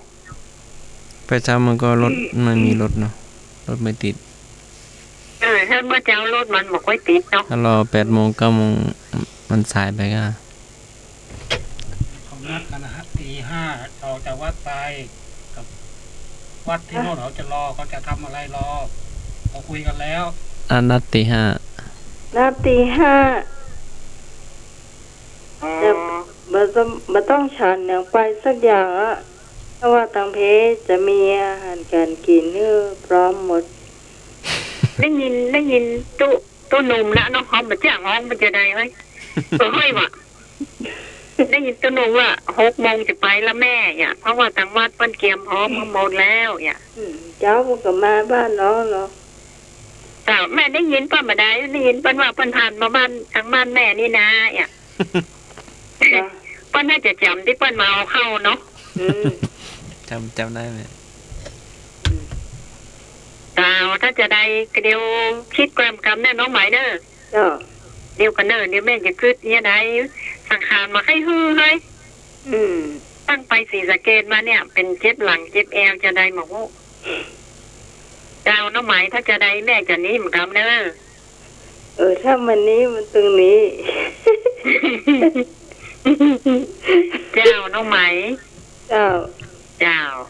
แค่หมอกอายุหนุ่มๆจะเปลี่ยนไปที่ไหนก็ได้นะ เจ้าเดิน เจ้า น้องสั่งขนมโคกไว้เกือบ10 กัปอ่ะอ๋อเพิ่นมีของพร้อมแล้วเนาะ ก็น้องสั่ง เจ้า ไม่ น้องไหมตีอีกก่อนเด้อเจ้า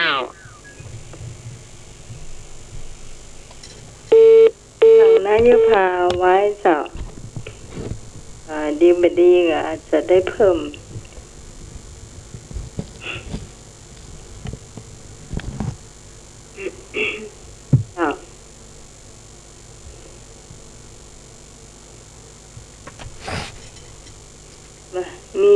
ก็คุณผู้ฟัง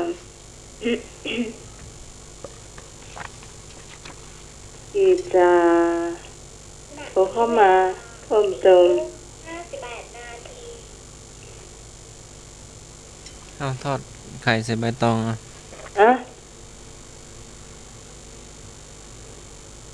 ห่อไข่ปาล์ม ไข่ปาล์ม อืม ก็ดังไฟแล้วก็ตั้งหม้อกระทะแบนๆเนาะ อืม เอาใบตองมาลองแล้วก็ไข่ก็ตีแล้วก็ใส่หัวหอม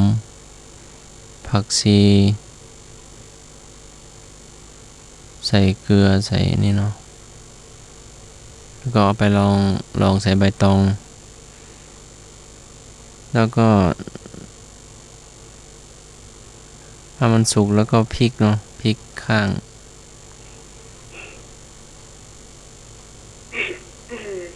หรือว่า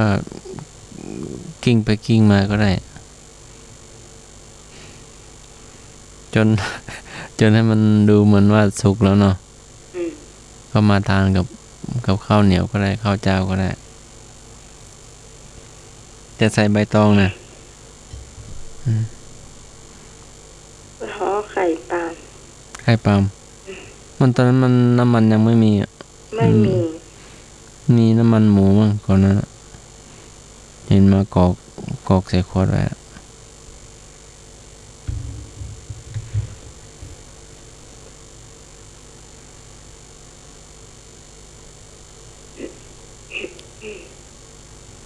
ไข่ปาล์มเนาะไข่ไก่บ้านเราเนี่ยเนาะ อืม ไข่ตลาดยังไม่เห็นมีนะเป็นแผงๆแต่ไข่ตลาดจะใหญ่กว่าไข่บ้านเนาะไข่ไก่บ้านมันขาวๆอะ ไข่เปิ้นเลี้ยงเหรอไข่ไก่เลี้ยง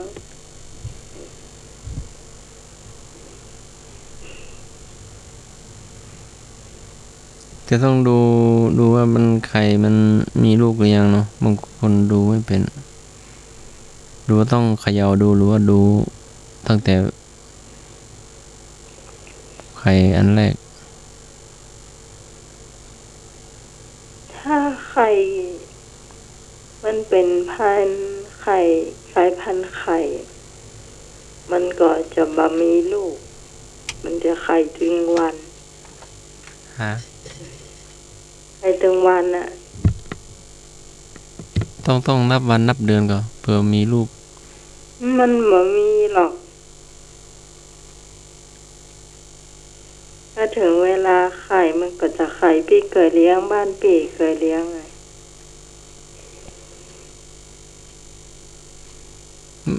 มันไม่เกิดลูกอะ ไม่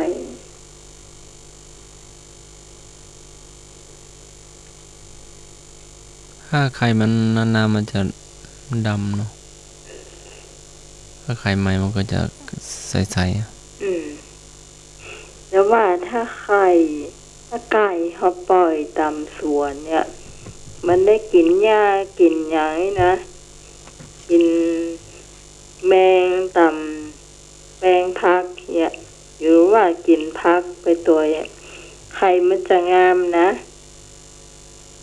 บางทีก็มี2 มอนก่อนตัวเจออ่ะ เจ้า อืม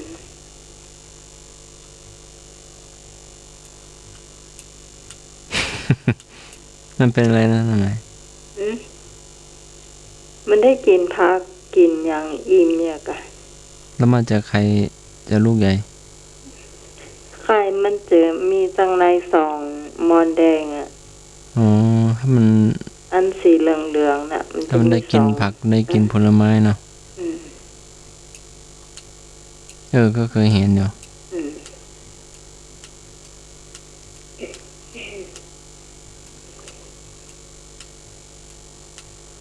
แล้วก็ เอาท่านไหนมีกับข้าวก็มาทำได้เนอะตอนนี้11 โมงอยู่เนาะ อืม เดี๋ยวพรุ่งนี้จะได้เตรียมต่อจากถ่ายทอดสดเนาะ อืม เห็นว่าจะ ไปถึงกลางคืนเนาะ แน่ๆว่าประเดี๋ยวมัน1 ทุ่มมันมีตะวันอยู่เลย ครับเพราะพรุ่งนี้อาจารย์วัดตอนนี้ก็ขอจำวัดเนาะ อืม แล้วอาตมาก็ได้ไปงานศพแม่ส่งศพเนาะวันเสีย ของพระอาจารย์พระครูวัดเวรุวันเนาะพระอาจารย์พระครูก็เคยสอนเนาะ อืม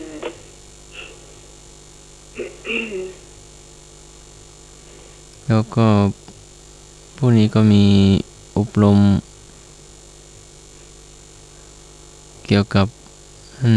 ฝุ่นควันเนาะหมอกควันจัดโดยสภาลมหายใจเชียงใหม่เนาะ อืม ที่โรงแรมฮอลิเดย์การ์เด้นชั้น ฮอลิเดย์การ์เด้น เจ้าอยู่ตรงไหน เคยได้ยินแต่ชื่อ ถนนห้วยแก้วเนาะ อืม อยู่ชั้น 1เนาะจัดอบรมเดี๋ยวจะแวะไปดูกับอาจารย์ดร.วิสิทธิ์ก็ชวนไป เกี่ยวกับฝุ่นเนาะหมอกควันหมอกฝุ่นรถควันไฟเนาะ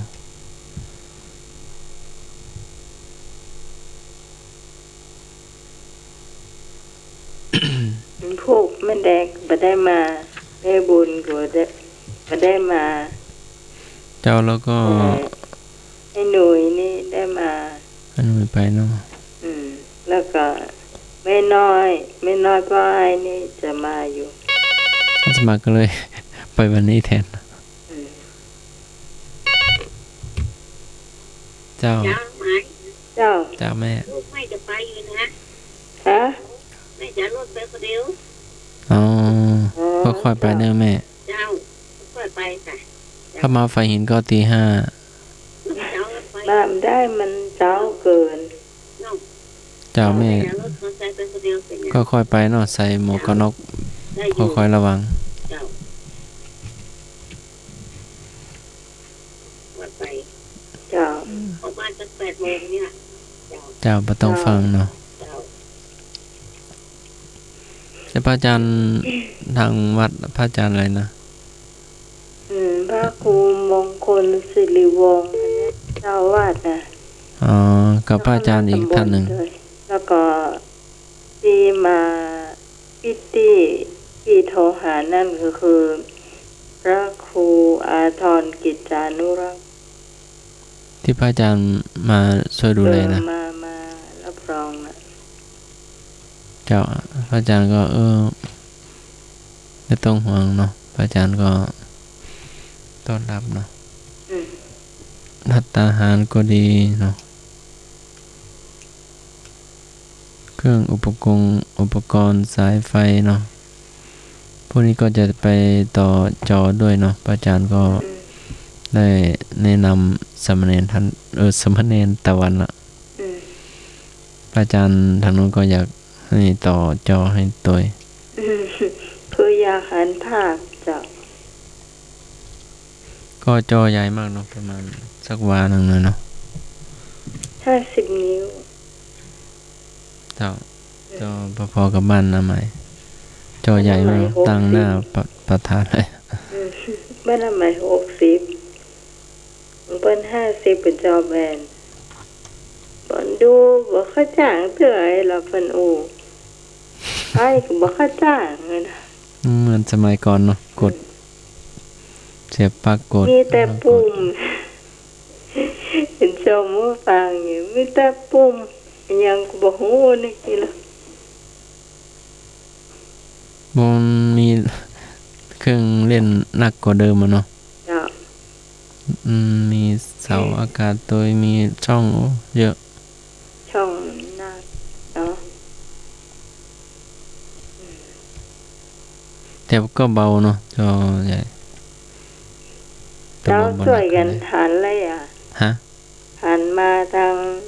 ทิศตะวันออกเลยอ่ะ เจ้า อ่า ลำโพงกะ ใช่ทีวีอะ อ๋อหันมาทิศตะวันออก อืม หน้าพระประธานในวิหารก็หันทิศตะวันออก อืม เราโบสถ์ก็มุงหลังคาละ อืม แต่ก็หลังก็ จริงอุโบสถเนี่ยนะ เห็นหลวงพ่อเจ้าวาดอยู่ข้างวัดเนาะ แม่นอยู่ทางทิศเหนือวัดที่ซื้อที่ดินเอาไว้ไงซื้อที่ดินเอาไว้เป็นนาแล้วทีนี้ก็ถมจนเสร็จแล้วก็มาแปลงอุโบสถเดี๋ยวนะ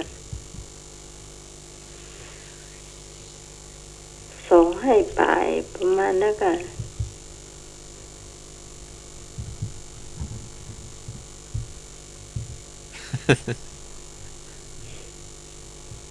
เมื่อก่อนอาจารย์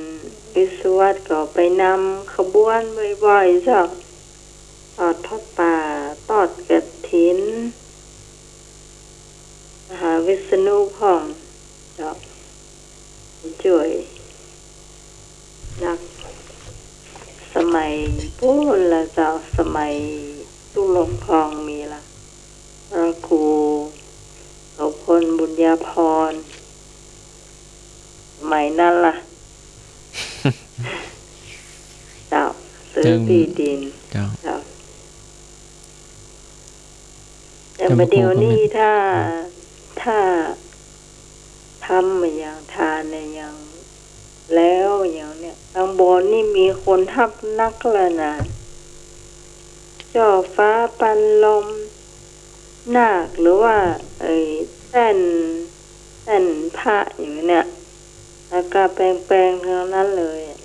มีคนทับทางนั้นเลยหรือว่าเราต้องทำหมู่นี้ให้เสร็จก่อน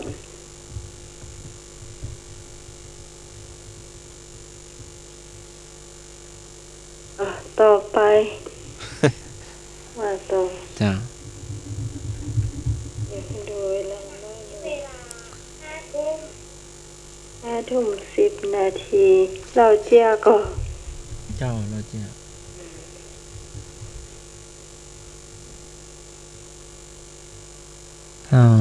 ก็นั่งรถเปิดตึกกันเนาะก็แซงจักรยานจักรยานก็เหลียวมอง ตอนไหน แซงจักรยานแต่รถเราก็หนักนะหนักลำโพงหนักอะไรกันก็ย่ำก็พอพ้นไปด้วยดีก็จักรยานมันมีหมวกกันน็อกเนาะกลางคืนต้องใส่ไฟตัวเนาะ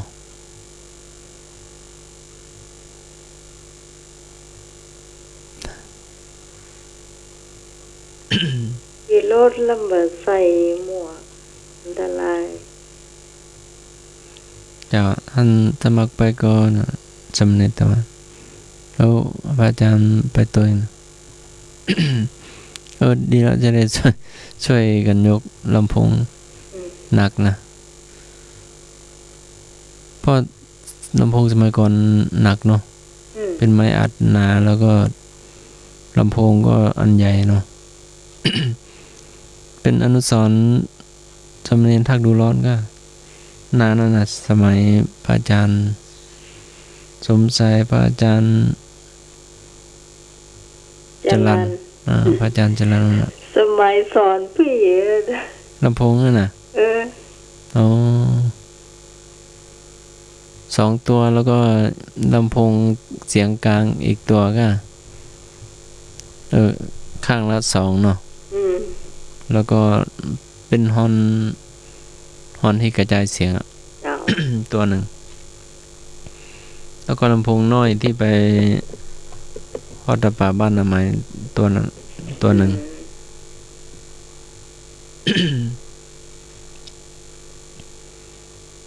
ลำโพงนั่นบอกค่อยดังอันวาดบอกว่าคือเวลาเสียงออกมาเนี่ยมันบอก มั่นใจพูดออกไปเสียงมีไหนนี่ เจ้าอันนี้ก็ดังทางวัดละ จ้ะ ดังไปถึงบ้านน้าไหมแม่น้าไหมดังแล้วอะโหล ทดสอบเนาะดังแล้วอะ จบไป2เรื่องเนาะ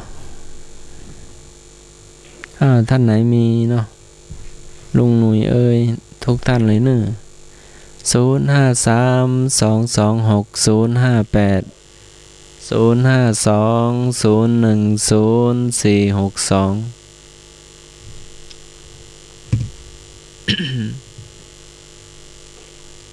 ช่วงเราจะ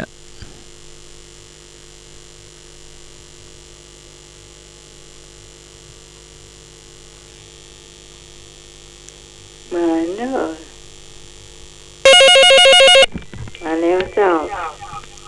ครับ ที่เบาหน่อย พี่หนุ่ยมาแล้ว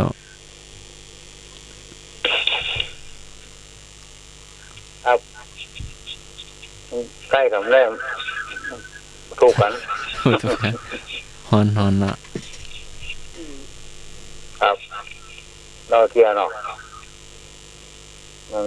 3-4 คนนั่งอู้กันเรื่องนักร้องนอน 3-4 คนเนี่ยนั่งอู้กันว่าชอบนักร้อง คนนั่งกับห้องม่วนเนี่ยไอดอลคนว่านี่มาแรงเนี่ยคนนี้ห้องเพลงม่วนเต้นดีหรอ2-3 คนเลยถ้ามีคนหนึ่งพ่อแม่มันก็ห้องเพลงเก่งห้องเก่งกว่านะไอ้หรอหันห้องมาเลยก็เคยห้องสักเตือเขาถามมันว่าเคยห้องสักเตืออันนี้ห้องแม่มาในห้องเพลงม่วนห้องม่วนขนาดมูลในห้องม่วนเจ้าแม่มันหรอแม่ห้องมาเลยลูกเอ้ยมาขี่ข้าวลูก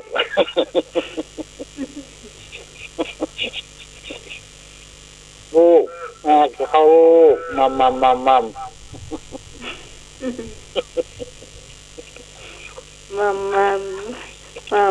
เดี๋ยวกับลุงยองอ่ะ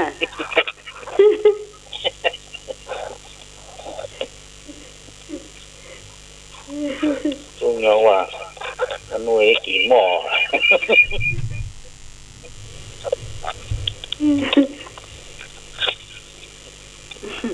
ว่าแม่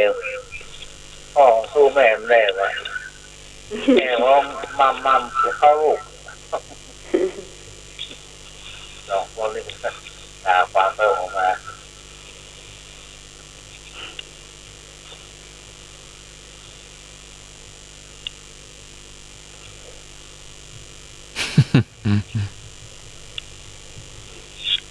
นักร้อง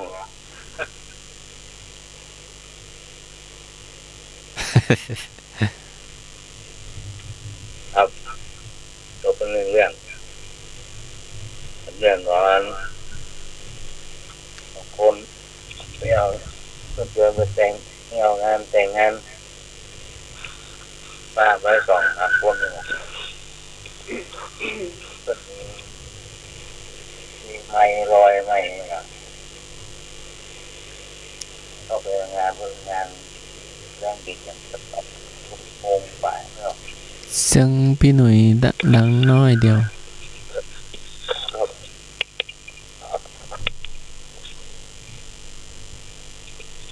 ชั่วโมงไปแล้วถึงเข้ากินน้ำงานน่ะงานแต่งงานคนมีไม้มีลำโพงไม้ลอยเจ้าสาวการอวยพรแล้วก็งานเลิกเรียบร้อยเพิ่งเอาไม้วางมา3-4 ตัวก็ต่างคนต่างทยอยกับทิ้งบ้านมันได้หารไม้รองนั่นนี่แหละครับไม้เน็บแอวรักไม้เว้ยรักไม้เก็บแอวไว้เดียวไว้เปิดว่าส กรรมเป็นรถเดียวรถแมงมูที่เก็บโลกเก็บเครื่องอย่างนั้นก็อ่านไม่ลอยอาหารไม่ห้องก็ตะโกนมองโคนมันโคนหนึ่งฮักรักไม่ไปตัวเอาไว้ เสียงหายแล้ว ครับ จังพี่หนุ่ยหาย มันรักไม่เว้นเลยแววเนาะคือรถไปนะเพื่อถามมาไม่ไหนนะตัวก็ถามปะถามก็ได้ก็บอกพูดตะโกนบางทีมันคือรถไปมันออกไม่อ่ะไม่มันดังทั่ว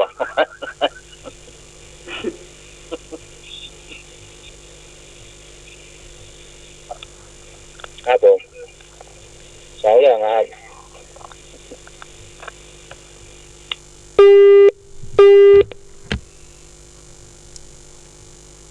กระเจียเจ้า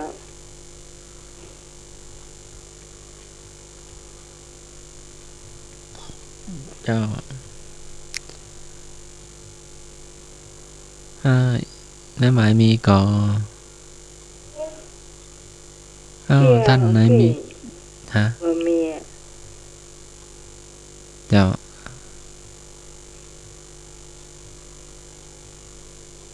ก็สมัครอีกเรื่องหนึ่งเนาะ อ๋อมีอยู่ ตอนเช้าก็บินทบาทเนาะ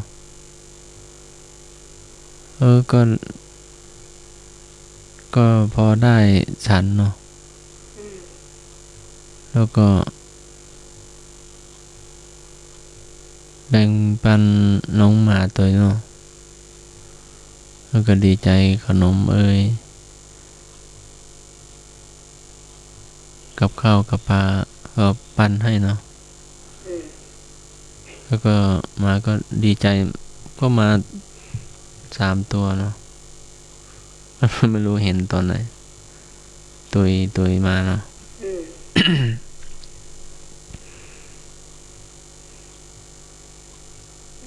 พูดถึงหมาเนนตะวัน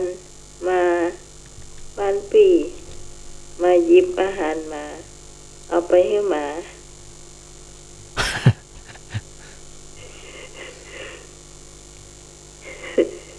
แสดงว่าชอบหมา เจ้าก็รัก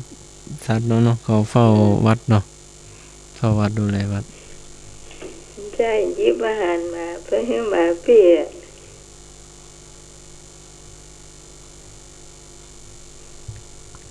เข้าใจเหรอ เจ้า ก็เห็นเอาไปป้อนหมาเอาไปยื่นให้เนาะแต่เ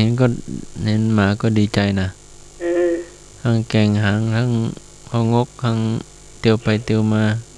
3 ตัวเนาะอาจจะคุ้นเคยเนาะอาจจะเคยเห็นมาบ้านน้าใหม่แต่วันนี้สมบูรณ์น้อยสมบูรณ์ก็จะไปรับเนาะฮะ ถ้าหารเริงซ้ำคุ้นเคยหมาเนี่ยมันจำข มา นาด ใจดีบ้านมาบ้านใหม่ก็ใจดี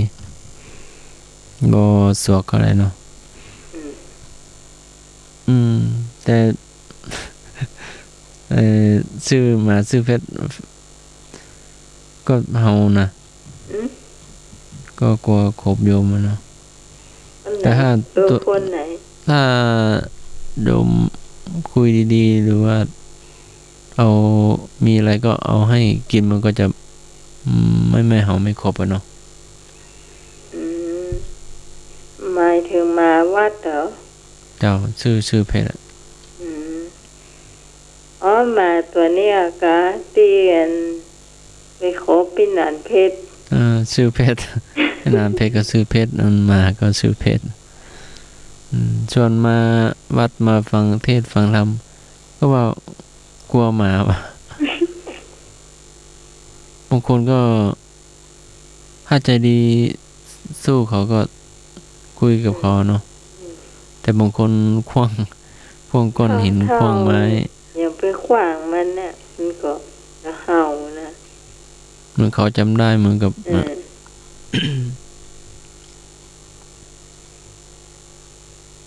ก็เรียกชื่อ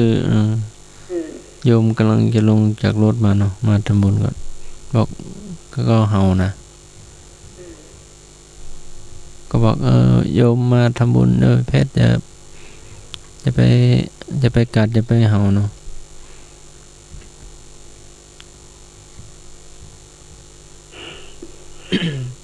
จ้า นี่ก็เป็นสัตว์เลี้ยงเนาะแมวก็ดีหมาก็ดีเนาะหลวงพ่อเจ้าว่าก็มันนอนตันก็เลี้ยงหมาแมวเหมือนกันแต่ท่านก็บอกชื่อแมวอยู่ลืมไปแล้วแต่ขี้อ้อนขี้น่ะขี้มา อยู่กับหลวงพ่อเนาะ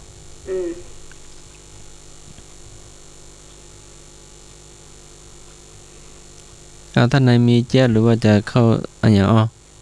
เข้าอย่างอ้อไปช่วงนี้ อยู่เงียบไปเนาะ อย่าให้มันดีมีไผ่เล่าจ้างนะ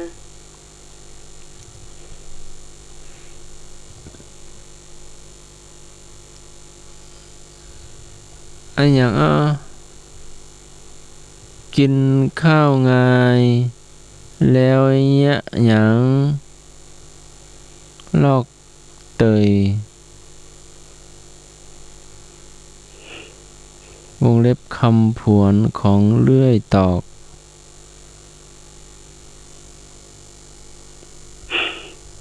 อันอย่างกินข้าวไงแล้วอย่างลอกเตยเลื่อยตอกเป็นยังไงเลื่อยตอกเอามาสารก่ะตอกที่ว่าสารสารกล้วยสารสะปานะกะก็เจ้าแม่นน่าจะแม่นอย่างเพก็ลายพุ้นก็ลายขี้กระต่ายพองลมเพก็ลายปุ้นก็ลายขี้กระต่ายปองลมเจ้าเป็นเครื่องไม้เนี่ยที่ทำเสื้อผ้าให้เราใส่จะต้องผ่านขั้นตอนเยอะอยู่ทำจีวรก็ได้ทำเสื้อผ้าทำผ้าปูนอนมีบ้านแม่ปูนไทยมีมันเป็นดอกสีขาวๆอ๋ออยู่บนต้นเหรอแต่มันเป็นเครื่องนะเป็นเครื่องมันจะมี2 ล้อกลมๆแล้วก็กิ้งมันจะกิ้งมาพร้อมกัน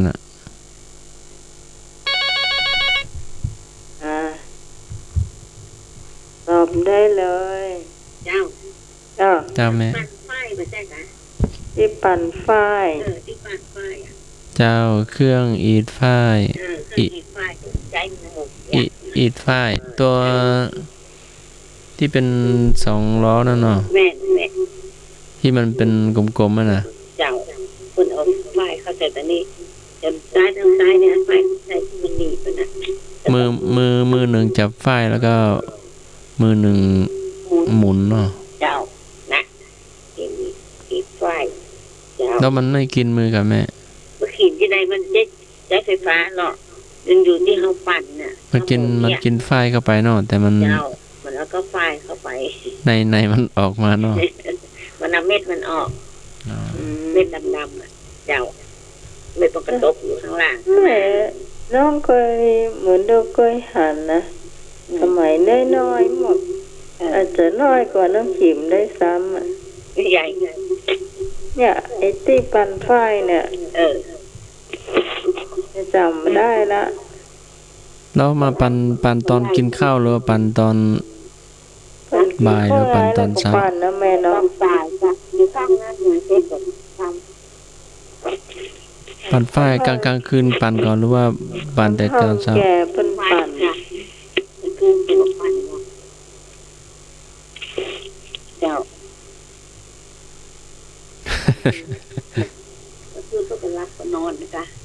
ปั่นแล้วดีดก็แม่ไม้ดีดตึกดีนอนดีที่มันเชื่อ ดีดให้มันกระแตกกระจายให้มันเป็นฟอง เจ้าแล้วก็ได้สายเอ็นก็หาดีจ้ะนั่นแหละสายเอ็นก็ว่าไฟได้ตรงนี้นะ เห็นดีดแล้วดีดโชว์แล้วด้วยโชว์ลูกด้วย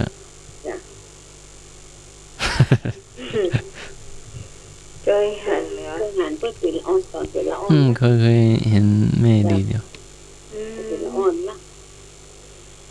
เดี๋ยววันนี้นะคะแฟนไม่เป็นของโบราณแล้วเนาะ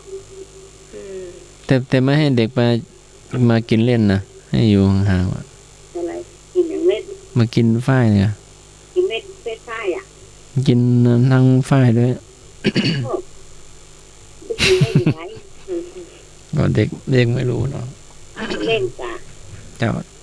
กินแล้วมันเล่นได้ค่ะเจ้าต่อไป คำถามต่อไป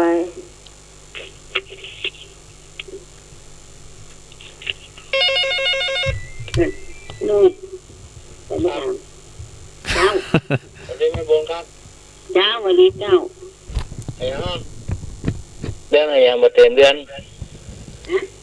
เดื เรื่องอะไรอย่างมาเต็มเดือนฟ้องเดือนอย่างอ้อ เดือนกุมภานี่ค่ะ ฮะ เดือนกุมภานี่ค่ะ ตอนเรา จะ8 วันอ่ะ แล้วเรามาหายไปไหนสัก8 9 30 31หายไปตั้ง4 วัน ให้สลับ มันหายไป2 วันวัน ให้บูนในหัวเวยละ ไปเพิ่มได้เนาะ ฮะ ไอ้เมื่อยอะเมื่อย ไม่ได้มันหายไปแล้วเนาะบอก เมื่อย ว่า ไม่ไม่บูนหรอ สาเหตุมันไปไหนแม่ มันแค่หลับหรือว่ามัน เดือนไหนยังมี35 วัน โอ้ เดือนตายค่ะ ถูกต้อง เดือนไป 15 วัน เดือนปลายน่ะอะ ตายค่ะ เอามันยามันน่ะอะ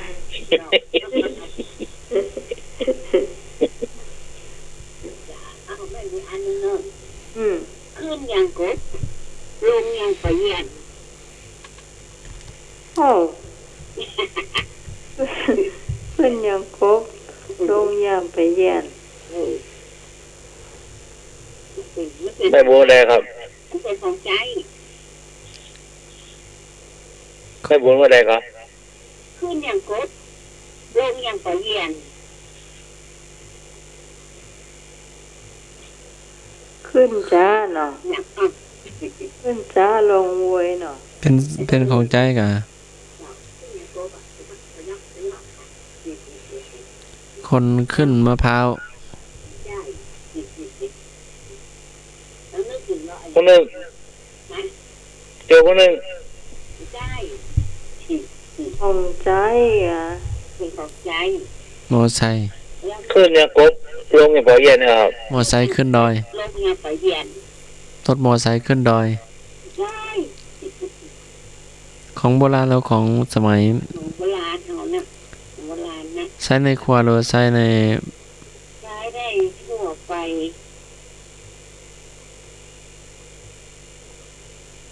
ไม้จิ้มปูน ใช่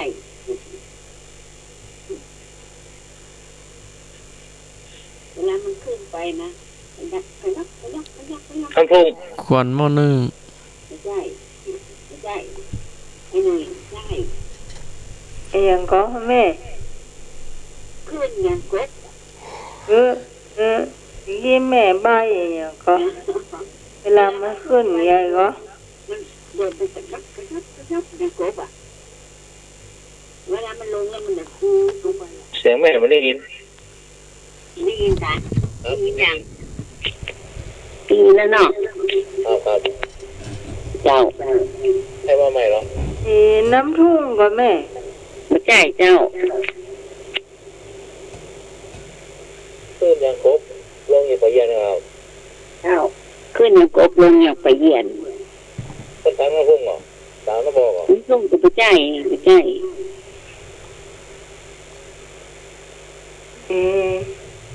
จริงๆอันนี้มันมีคำถามหลายอย่าง แต่อันคำตอบอันเดียวกัน ได้หรือยัง ของใจครับ ตักน้ ใช้นะ ำบวยตักน้ โดยสักน้ำก็ไม่ใช่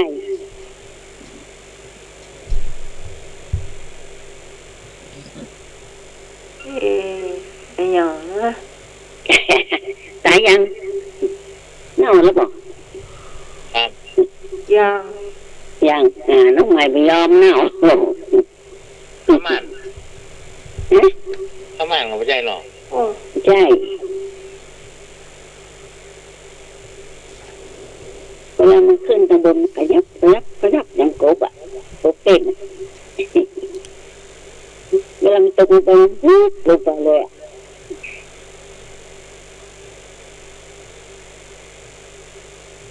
ำมันขึ้นเสาไฟ ไอ้หนุ่ย คนต้อนแห เราใบ ไม่ใช่ ใบให้หน่อย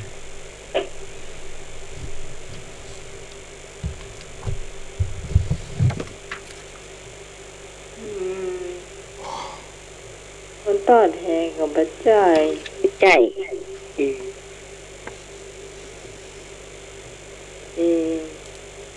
นะฮะของใจ ไอ้ของแจ้มาเก่าอ่ะ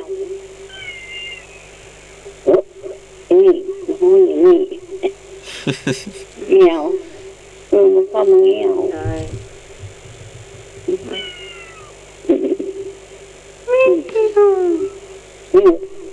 น้องกิน นะ มันเข้ามาห้องกินชอบกิน หนาวละ น่าบอก ม นออันนั้นที่เตาอ่ะเตาไม้อ่ะเตาไม้พอมือที่กุญแจมือเตาอ่ะ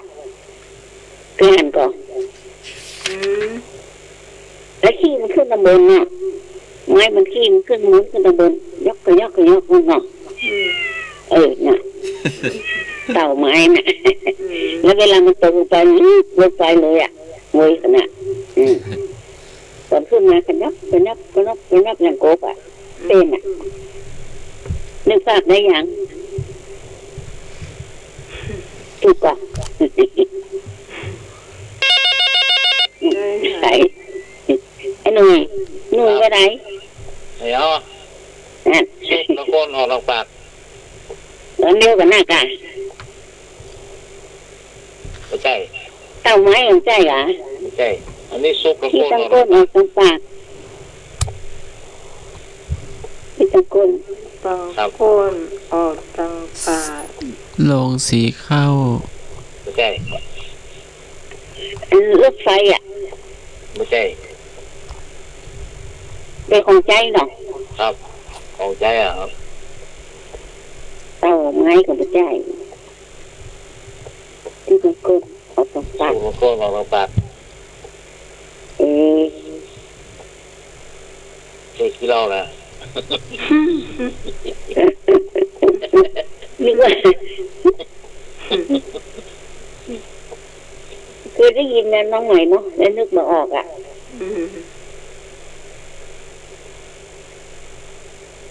แต่คือนึก อันนี้ของให้น่ะให้สั่งกระแปงอ่ะไม่บุญ นั่นนะครับ นึกออกอ่ะ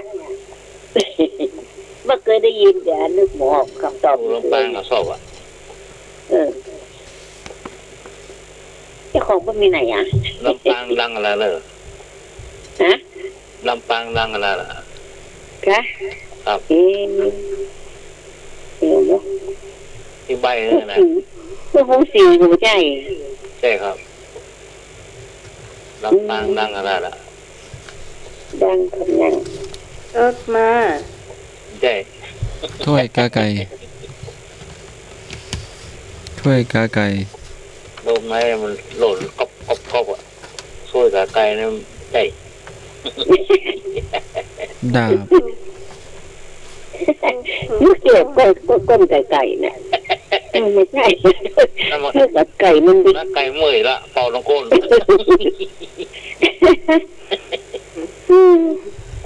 ม้า ไก่เหงาอ่ะ รถม้าถ้วยกาไก่ ใช่จ้ะ ป่า ลำปาง รถ นะ ไฟ ดั กับ งนัก ไก่ เลยไม่บุญ ฮะ ดังอะไรล่ะ เครื่องบินฮะ ใช่ ใช่เพราะว่ามันดังนี่ลูก ดังอะไรแล้วพ่อลำปางอ่ะ อันดูลำปางนี่เหรอ ครับก่อนดังเลยพ่อท่อ อืม เมืองแปะก็ดังท่อ โอ้ระเบิดกะ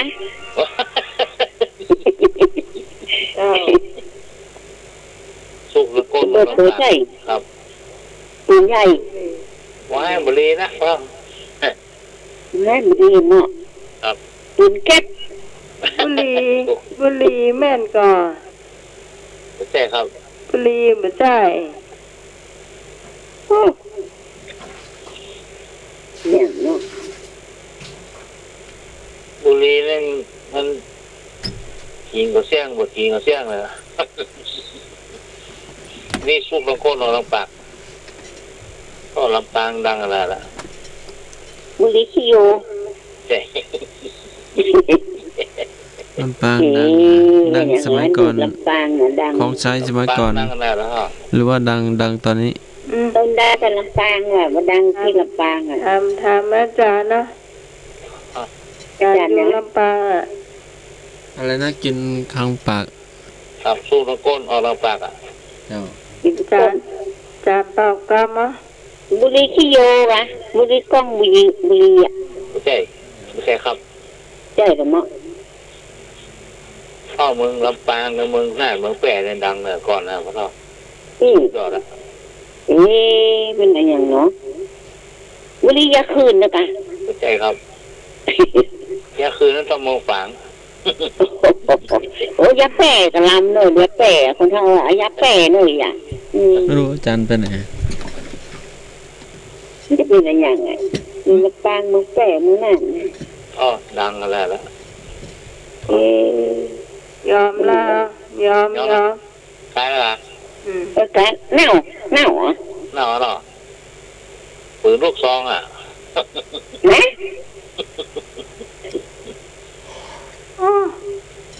ปืนอ่ะก็สู้ลำโคนยิงเอาหมอลงปากว่า กี่ฮักเกิงเนอะบอกเธอ อย่างไรเนี่ย นะ สู้ลำโคนลำปากอ่ะ อืม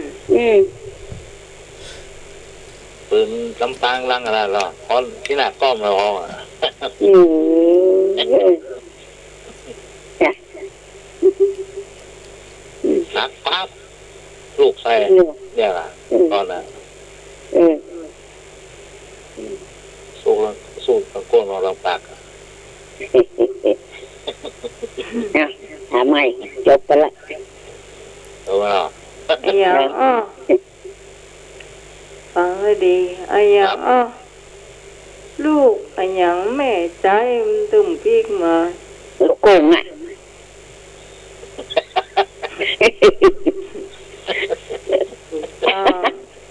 ถูกต้อง ถูกต้ม ไม่รู้มาถูก มะขาม ยิงไปแล้วมันตึงกิ๊กเลยมันไปไหนมุ้งใจไว้ มาถูก ลูก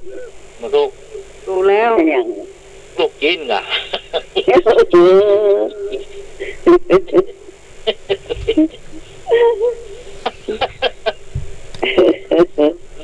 แอบทางหายในปากของเรา หายเข้าในปากเลยนะหรือก็เส้นเนาะ ลูกแม่จะได้มาชิมลูกชิ้นนะ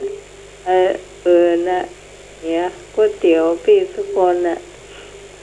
เมามามละ ลูกกินอ่ะ กินสลับกันนะ เจ้าลำนะเมามัมละ ก๋วยเตี๋ยว เจ้า ตื่นกินที่ลำปางค่ะ อืม ลุง ที่เนี่ยยังเข้าก่อนที่เพิ่นเอามาญาลำเจ้า เป็น เลย ลุงเหรอ ปีแล้วครับ ไปแล้วค่ะไปแล้วที่ท่านอภิวัตนั่งกิน2 ถ้วยนะ เดือนมกราปีแล้ว ปีแล้ว ไม่ได้มีงานอ่ะ ครับไม่บุญแสดงปลึกเลยค่ะ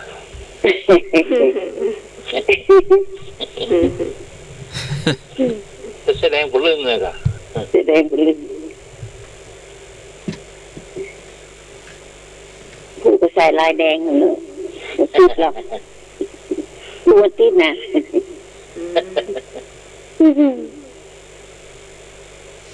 ลายมดน้องใจลายเสื้อเน่มลายเกี่ยวลายเกือบกับลาย อืม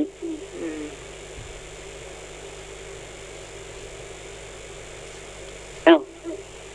มา เสร็จหรือยัง ถามมาท่านสมัครมา ไปถามตรงถ้าสมัครที่ไหนดักแป๊บนะก็หัวไม่ได้แหละถามเลย เมื่อกี่นาทีละเป็นสี่ตีนหกปกตีนตั้งล่นเข้าถ้ำมะเหเกียงมะเหเกกังสี่ตีนหกปกตีนตั้งล่นเข้าถ้ำมะเหเกกังมีเกี่กังก็ทำมีเกี่กังวงเล็บวิ่งเข้าถ้ำหน้าตาตื่นเป็นของจีนเนาะเป็นสัตว์เป็นยังเป็นสัตว์เป็นสัตว์เป็นสัตว์กินได้สัตว์กินได้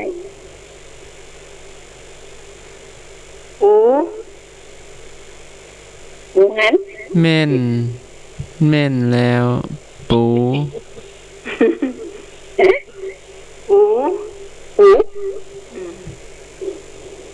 ปูนาขาเกปูมาต้มกะเอามาทอดกินต้มกินสุกบ่หวานบานบ่หอมซุปบหวานบ้านมะหอมบ้านมะหอมก็คือดอกบ้านไม่รู้เลย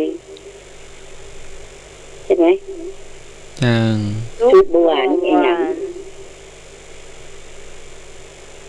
ซุปบหวานมัน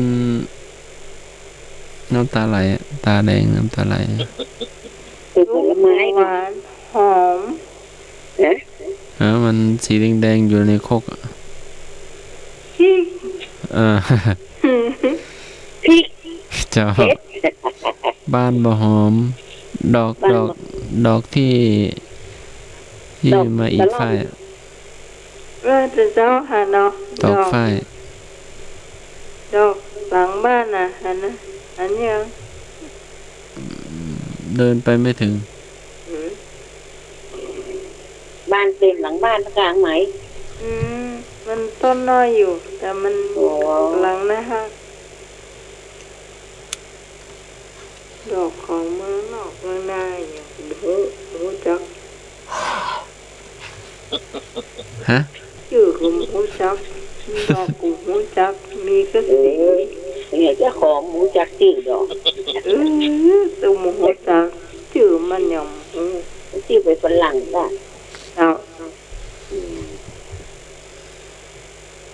สีมันงามนะเดี๋ยวมาพอเถอะดอก อะไรอ้อตุกตลอด นะ ดอกอะไรอ้อตุกตลอด ตลอดดอก ดอกอะไรเอ่ยตุกตลอด ดอกละทม ดอกว่างทม ไม่ใช่ดอกนี่ตุกโรยกับโรยบานจันงามมันตึงโรย ดอกไม้จันทร์ ดอกมะลิไอ้ดอกอันนั้นกับดอกกระล่อมอ่ะ ไม่ใช่ ดอกไม้จันทร์ ไม่ใช่ โรยกับบโรย บานแตะโรยกับโรย บ้านอยู่ตลอดดอกเบี้ย ไม่ใช่ ใช่หมอกเอ ดอก บ้า เบี้ น ย ตลอดด ด อ อก กโศก ดอกยางรถ ดอกยางหมดเอ้ย ไม่ใช่ ดอกบานไม่รู้เลย ว่าถูกต้อง นะพวกก็บอกดอกตะ ช ล่อ อ ม บ ไปกิน มะฮู ดอก กิ ตะ น ล่อม ร บอก อ ว่า บ เขารวยเดียวกันน่ะจ้ะ ชอบ ครับ ชอบหูกินรอบ อ๋อ แปลว่าบ่ฟัง ต้อง หรอก ชอบบอกว่าใจว่ะดอกตะล่อมมันเดียวกันน่ะจ้ะมันไม่รู้เล ใช่ ย อยู่นะ เออ เออ คนมาห้องดอกตะล่อมคนไหนขึ้นห้องดอกไม่รู้เลย อ๋อ นี่จ้ะนะก็ตอบถูกแล้วว่าบ่ถูกนะคนถามมีอย่างไร ขอโทษขอโทษขอโทษ ขอโทษขอโทษนี่โดนปั๊บซาลาเปาหุงนึ่งแก่น แล้วก็ต้องแก้เงินน้องไหมเงินใหญ่ๆเลยเนาะ เออ เอาแบบหันไส้หันพุงมันบอกฮะมือหันไส้หันพุง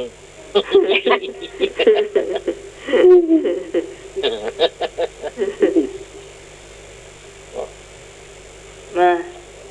สักหนึ่งคำถามแล้ว ตายไปเลย ใช่เป็นเลยท่านสมัครนะตายมา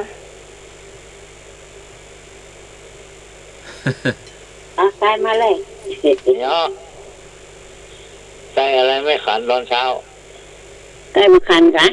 ครับ ก็คันมันมาขาย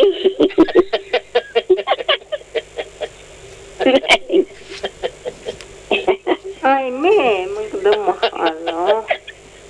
นึกว่าไก่บักขันมันบักขายนะครับ ปลูกก็สองท่าน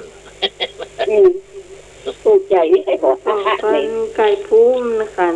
ไก่แม่มันเดิมมาขานแล้วก็ไก่ตายมันก็มาขานไก่ที่เขาไปต้มมันนะอยู่ในหม้อละ ไอ้นโมหมูอู้เรื่องคนเขาบักขายบักขาย ไก่บักขันมันบักขายอ่ะ หมูหนึ่งลูกว่าบะขายบะขาย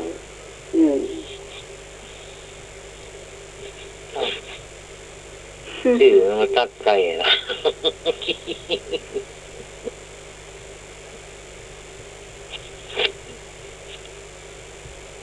ถึงเวลาละนะเวลา ทั้งหมดจะเที่ยงคืนละแป๊บหมดเวลาก็แป๊บทุกเวลาทุกเสาร์ที่จันทร์เนี่ยเจ้าเวลาก่อนเนาะ เจ้า เจ้าภาษาท่านอาจารย์เนอภาษาท่านสมัคร จ้า เจ้าภาษาท่านนิพนธ์ท่านตวัดตุยพอดีน้องใหม่ตุยเนอ เจ้า ไอ้นุ่ยตุยเนอ ครับดูครับ ไอ้นึกนี่หายไปละ2 ติดเลยเนาะ มาสบายก็ ไปไหนงูไปสบายกับงูเนาะ เลือกให้พักร้อน ฮะ เลือกให้พัก แล้ว ร้อ พั น กร้อนเจ้า ขอทุกคนรับดีฝันดีกันเนอะผู้ฟ้ากันใหม่เนาะ เลือกซัมเมอร์หรอ เจ้าสวัสดีเจ้า ครับครับผมครับอาจารย์ครับเมตาครับท่านวัดครับผมท่านวัดครับท่านวัดอาจารย์ครับครับ เจ้า ว่าเกียรติทุกท่านสวัสดีครับ เจ้า ก็ ให้สาวและสาวดีครับ เจ้า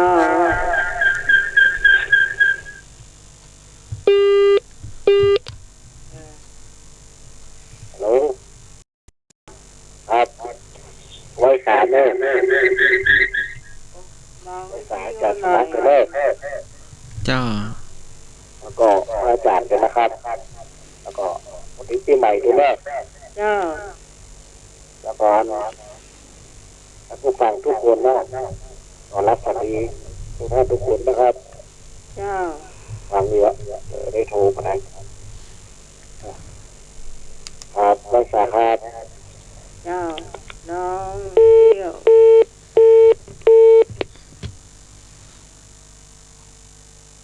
มาเนอะอาจารย์นิพนธ์เจ้า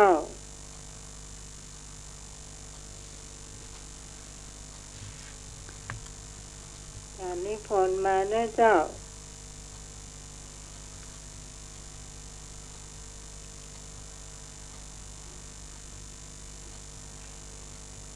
เยี่ยมมารับเตือเนาะขอเจอนะเจ้าคุณผู้ฟังเยี่ยมมารับมานอนมาลานก่อนเจ้า ก็ ถึงเวลา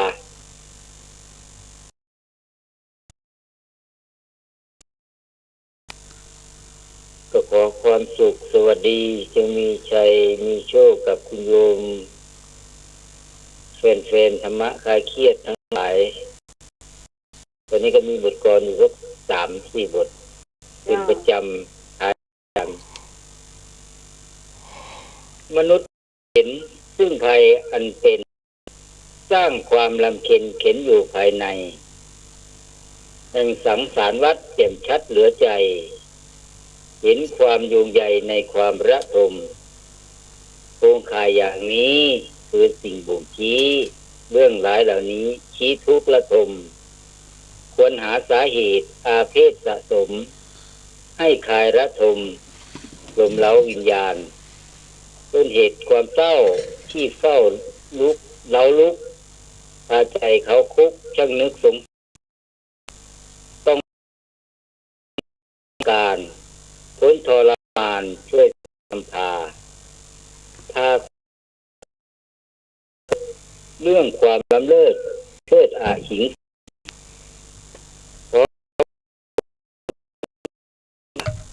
รับสิ่งล้ำค่ามาประดับสวงมาประดับสวงก็ขอเจริญพรญาติโยมทั้งหลายแล้วก็ขอนมัสการพระอาจารย์สมมา ครับผ พระอาม จารย์สวัสดิ์พร้อมกับเจริญพรคุณโยมพิสมัยวันนี้ก็ขอเจริญพรขอกราบนมัสการครับผม เจ้านมัสการนิพนธ์เนื้อเจ้าขอบคุณเจ้าที่มีบทกลอนมาฝากไปเป็นท่านสมัครเจ้า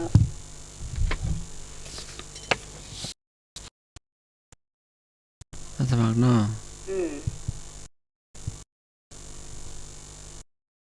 กินจะนังอานาทานังตังทีปันานังอิตินังพะลูมิชรามัจจุป